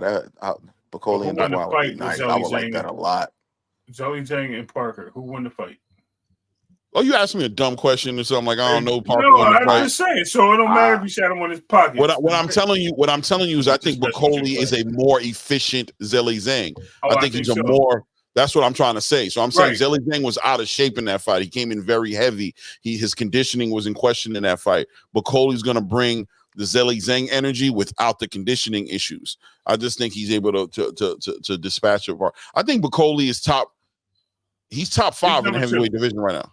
He's number 2 in a lot of in the heavyweight division, right? He's number 1 in the WBA, number 3 in the WBO, 5 in IBF, WBC number 3. So pretty much number 2 or number 3. Right. But in the division, just overall, I think Bacoli is a dark horse. He's the biggest threat to anybody's. That's George Foreman, man. Yeah, he's a problem. Yeah. Baby George Foreman. I think Luis Ortiz can beat him. Right now? Who? Who'd you just bring up? He always playing games, bro. That Luis man, Ortiz, man. I'm just talking shit. Luis Ortiz over there making sure he take his blood pressure medicine every morning. He still look. Here for boxing don't know I be throwing stuff out there on purpose, but I was like, what? Like, yo, what?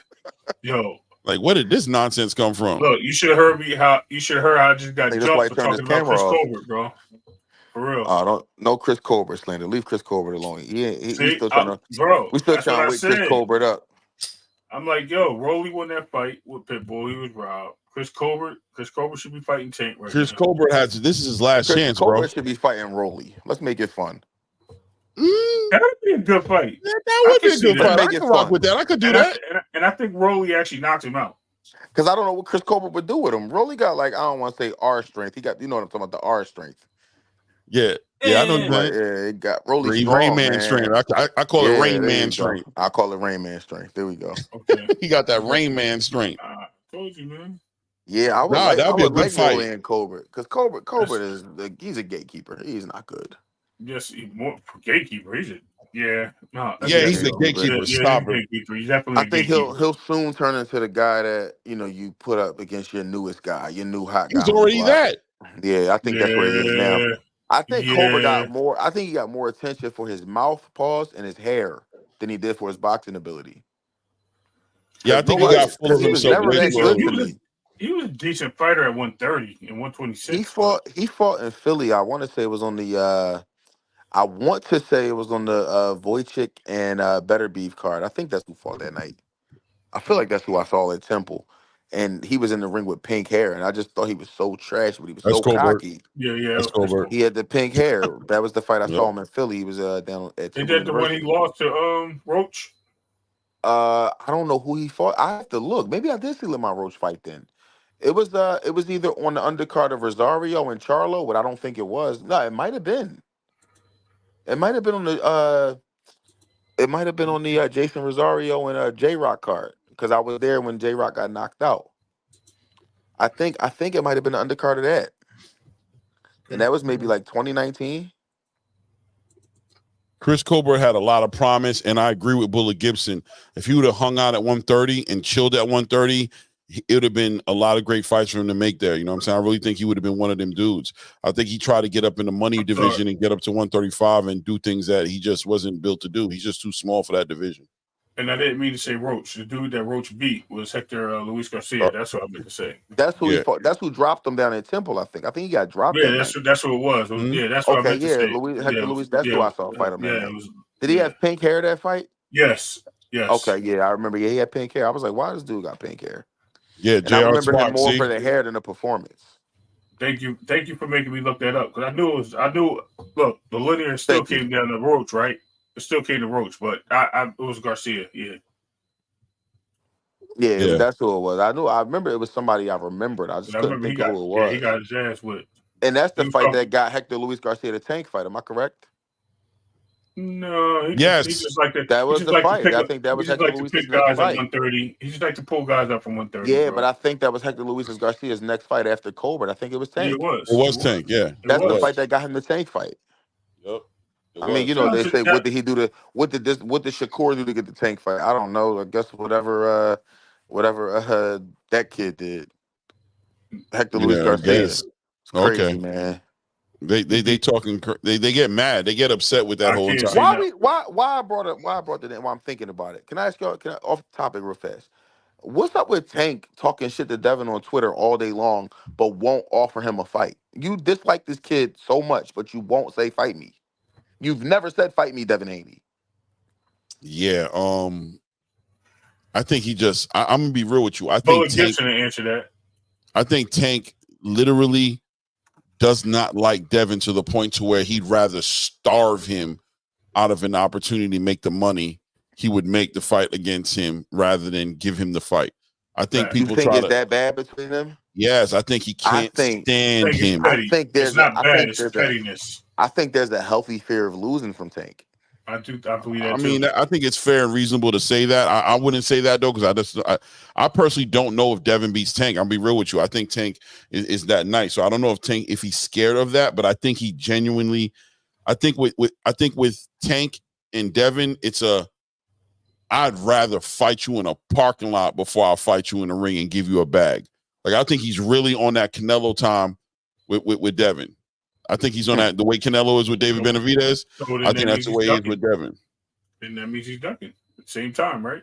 I mean, look, whatever words you guys want to use. No, I'm just saying. No. If you truly believe and can convince me that that's why he's not fighting him, then I'll say, okay, it's not a duck. He's being an ass. I'm not going to try to convince you because I don't know that that's what it is. But I'm just saying that. Hold on. I'm just saying I think he does. That's what I think. You know, I mean, I can't prove it. I don't know. Right. I'm not pervious. I'm not there to their conversation, so I can't really tell you. But I just think with Devin, there's a certain amount of happiness that comes from poking at him and letting him know I'm not going to let you fight. We're not fighting. But Clay, if I've talked to you 1,000 times, you said Canelo ducked Benavidez. He definitely did. In your opinion, right? Right. So if you're making a comparison, it's just different, though. It is different. But if you're making a comparison, I can tell you. But go ahead. I'll show you how it's different. No, you don't have to. You don't have to break it down. I'm just saying to you the way I'm reading it from what you just said, and your comparison to the two, regardless of being different, you made the comparison. Right. So to me, he ducked Devin. If that's the case. Wait, hold on a second. You could say that. Bullet Gibson, right? He said they ran into each other in the parking lot and nothing happened though, fam. I'm not saying that he wants to fight him in the parking lot. I'm saying he'd just rather fight him in the parking lot if it came down to it, rather than coordinating and fight with him and give him. He would rather do that, right? So, and I'm saying that off the strength of I don't think Tank is scared of Devin. But I do think when it comes to doing business with Devin, he recognizes how much money he would bring to Devin. And he doesn't want to be part of that. Like, he's like, I don't want to get this dude nothing. Right. This dude I don't want this dude getting no money off of me. So we can get busy. We can go spar again and fight for no money in the gym. We can go do all that just to prove our point. But as far as you getting to have your name next to my face inside of a building, you know what I'm saying? And coming in there, a bunch of people coming in, you walking away with pay-per-view points and buying a new Maybach with it, or buying a new crib with the bread, and knowing that I participated in that. Nah, bro, I don't like you like that. I don't like you and your daddy like that. That's what I think it is. It's on that level. You know what I mean? But look, I don't know. I'm just looking from outside. I'm just from the outside looking in, giving just, you know, I mean, what I think it is. So just as far as responding to why say something to him on Twitter, because I want to poke at him. I just wish Devin would say, all right, well, fight me, PUSSY. Like, he did. Fight me multiple times. He did. No, I'm talking about more recently, like, because he's not going to say it. Right. He's not going to say it because I think Devin got to the point where he's never been that guy that really talked a lot of crap. Maybe his dad did more of the talking, right? But he has said things to Tank. He has been when he does talk, he has made these points to Tank. Like, yo, shut up and fight. 100% true, Rich. You know I think you gotta remind the fans though, like for the fans who haven't seen you say it they're yet going or to say know that you everything. said it. They're still going to say the same thing. They're always going to say the same thing. It's I mean, never but going to change. if you put it on Twitter, you tweet it and leave it up, nobody can question it. If that's what you're Right. arguing at, tweet it and leave it there. If you Right. can You know pin that's it to the Tank's top of your style. You know page, that's what pin he it. gonna do. He tweets and that's his style. That's what he does. You know what I'm saying? Right. That's what he does, bro. You know what I mean? He Yeah, I think tweets Tank is and then he smoking puts it mirrors, down. man. I think Devin Shakur, even El Rayo, people that can box from the outside and people that have length in their reach, people that have good footwork. And you need a little bit of pop on them punches. And right, something to keep you honest. I think like a Barrios. I think Barrios' mistake was he got too comfortable and tried to go in and try to make it more of a close quarters fight. Make it a dog fight. Yeah. Right. And instead of him staying where he was when it looked like he was winning the fight to everybody that was in the building. I think those guys can do that. And I think everybody's just if they do fight Tank and they do beat him using that that type of skill set, a boxing skill set, keeping the distance, using the jab, turning the fighter, staying away from his punches. They're just going to sit there and make excuses like, oh, he made it boring. Oh, Tank, how could Tank be anybody like that? It's going to be a problem. Now, do I think Tank can knock them all out? Absolutely. I'm not going to take that away from him. That's why people like to see Tank, though. They only like to see Tank. I need somebody to make Tank, grab that bag, unzip it, pull out the hammer, pull out the pliers, the monkey wrench, everything else. Go get them tools, bro. If you ain't going to do all that. Yeah, because I'm tired of hearing Calvin saying, oh, I'm waiting for somebody to bring that dog out of Tank. Well, pick somebody who can and stop saying that shit. Thank you. Pick somebody that can bring that dog out because y'all keep telling us about it. I'd love to see it, but you need a quality opponent to do it. And not to mention, everybody, like, they won't fight at 140 now. Before it was, oh, we'll fight at 140. Did we not just hear Leonard Ellerbe say that? But they wouldn't fight at 140 when it was dead. But now they're saying we don't want to fight Ryo at 140. We want to stay at one. Bro, that shit changes so much when it comes to certain people. And then when Devin gets brought up in the conversation, because I just heard this on another channel in an argument, when Devin gets brought in the conversation of 140, all of a sudden, he was never going to 140. They need to fight him at 130. What do you mean? I mean, 135, excuse me. 135. But that's why. But see, that's the issue I had with people like, Candyland Ranch. Like, they say stuff like, did I say that right? You said it. Right. Yeah, Candyland Ranch. It could be that. Like when they say like, because I always had an issue with them saying, like they say right now, Devin is too big. They said Devin was too big for 140 after his first fight at 140. They said he was too big for 140. Crazy, but you accuse him of running from 135. How could you run from a division when you're too big for the division that you just got to? How could you have ran from 135? If you're saying I'm too big for 140, how are you simultaneously telling me I ran from Tank at 35? How does that work? But we've seen Tank jump division to division depending on what suits his mood. Bro, you're big enough, old enough, and strong enough to go to 140. I think it's safe to say that Tank goes to 140 with who he thinks he can go to 140 with. And if he's not going to 140 with you, it's because he doesn't think he should be at 140. He's waiting for Devin and Tio to leave. Right. I think so. If Devin and Tio leave, he'll go to 140 because I think he thinks he can beat anybody else at 140. Yeah. Liam Parr will be a problem for him too, man. Yeah. I think he beats Paro though. Salute to Kid TV. For real, look. Yeah. Like I said, he's never fighting Devin Bullet. You're right. I don't think Tank ever fights Devin. I don't think it ever happens. No, it's not gonna happen. And they'll always blame Devin for it. Oh, these dudes are just about chasing. That's where I'm getting at. That's exactly what this conversation. But that's what I have a problem with. That's why I need the fight to happen. It won't. Listen, it won't happen. If it happens at 154 or 147 when they're both old and when things about to retire. It's not gonna happen. Yeah, Liam Paro is a real deal too. I agree with you, JR. Liam Paro. But you know what's funny? I heard you guys on Blue Channel today, and I heard somebody say that Hitchens, was it you saying that Hitchens could beat Paro or somebody I somebody ain't saying said nothing. it. No, I mean, he could, but I don't think he will.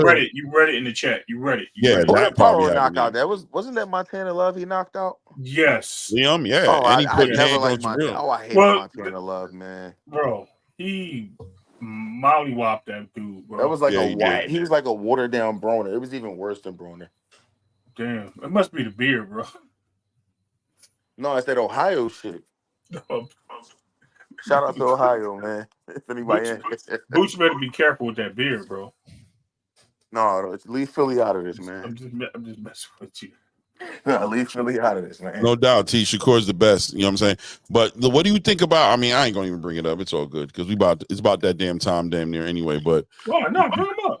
We got a few minutes, Clay. Come on, man. Let's have some fun, man. Let's have some fun. Well, no, I was just gonna bring up the whole entire. What's the reasoning behind why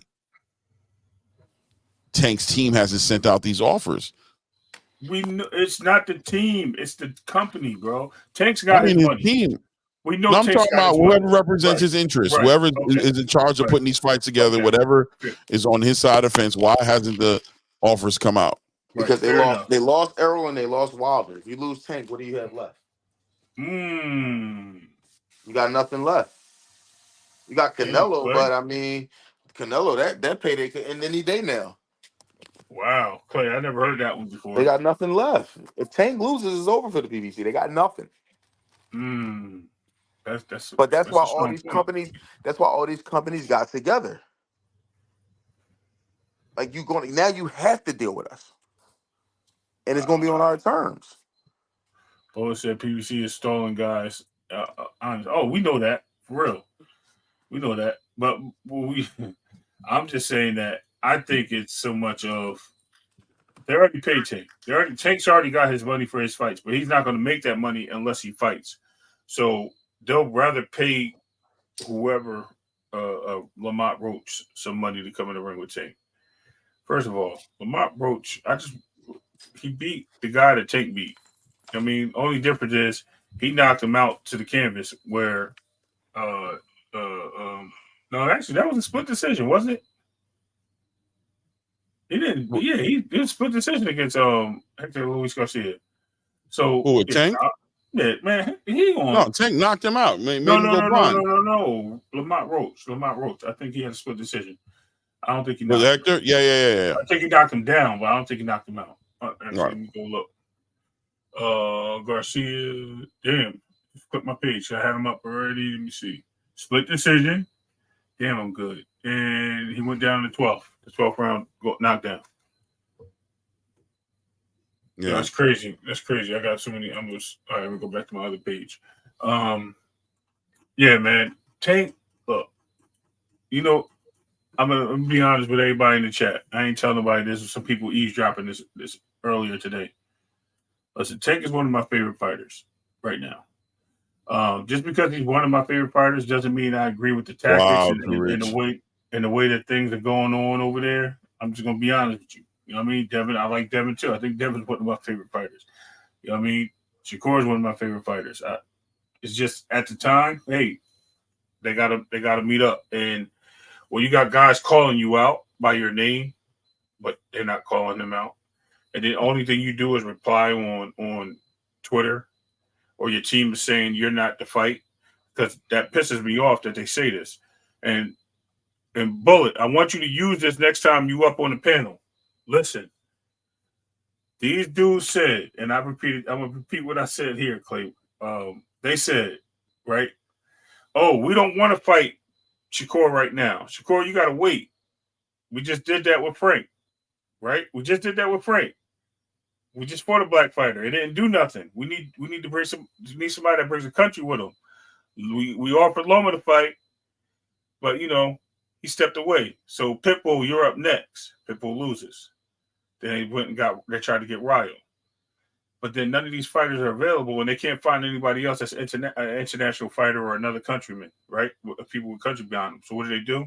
They go fight Lamont Roach, who's right next door to their city, because they feel that they can make the money in a DMV making that fight.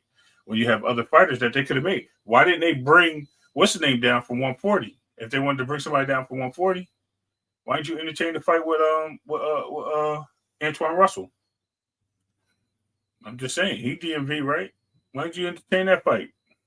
You know why they didn't entertain that fight?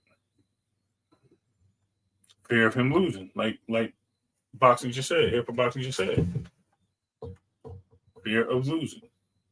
Yo, why'd you switch the logo up? For me? Yeah, you went from the here No, for boxing no. symbol. I never. I couldn't figure out how to change it on StreamYard. Oh, you got to download it. That's my stream. Yeah.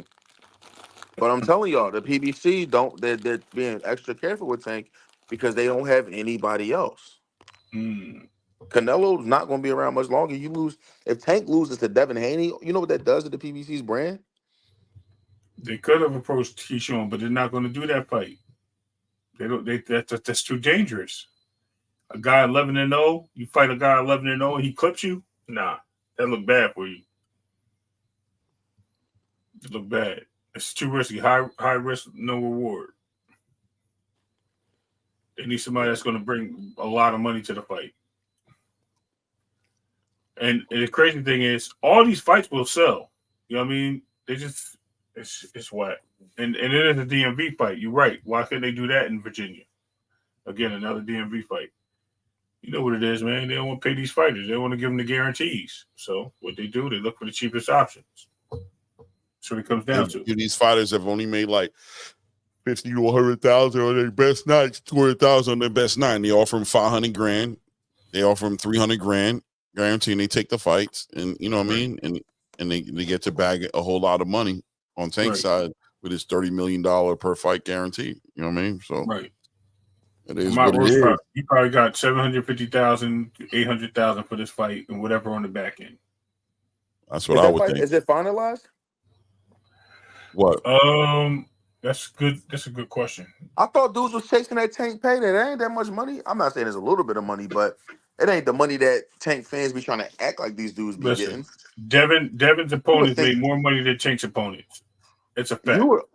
You would think that aside from Ryan, besides Ryan and Rolly, right, Clay? I did the math on that, right?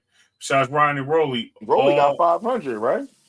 But he ended up making $5 million.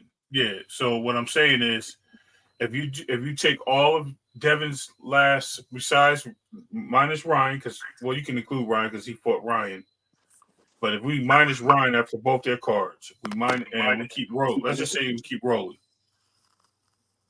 Devin's fighters probably made the same amount as all Tank's fighters, if not more, because his fighters average over $1 million per fight, where Tank's fighters maybe touched $1 million, or we're at 750,000 after. Yeah, but they be trying to make it seem like Tank is like giving out Mayweather money when they talk about what Tank is getting. He ain't giving out that much money. Tank didn't break bread. You know, Tank he wasn't even the A side when he fought Leo Santa Cruz. He made less money than Leo Santa Cruz. Really? I didn't know that. Yeah, you can Google it. I promise you. You like, whoa, for real? Yeah. So again, it's people spreading lies and telling you facts is right there, bro. They right here. Pissing on your head and telling you it's rain, man. Right, exactly. That's exactly what they're doing. And that's what I'm saying. It's crazy, man. I think he was made 1.5 or something like that, and Tank was offered $1 million. Yeah, Rolly is the biggest cherry picking box. Is that what? Oh, you looked it up, Clay? No. Oh. I'm about to look it up. I'm gonna back out, man. The medicine took over, man. I can't hang no more. Oh yeah. Man, no doubt. Me too. We about to close it up too. I ain't gonna lie to you. I'm gonna be listening though. I'll get with y'all later. No doubt. Appreciate you coming up. Appreciate y'all. All right, man. The other caller is PBC Protection. Yeah, Pooh. But guys, I ain't gonna lie to you. It's about that time. I really appreciate you guys, man. Don't forget to hit the like button.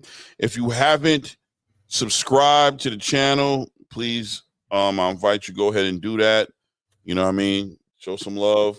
Appreciate you guys building with us tonight. Catch me tomorrow as well on Blue's channel. I'll be up there. Thank you, man. No doubt, Bullet. Thank you for subscribing, man. Really appreciate you guys showing up, man. I don't know if we're coming on tomorrow night. I think I might be doing something with the wife. I don't want to lie to you. You know what I'm saying? Yeah. But we might at the same time. You never know. That's the info right there.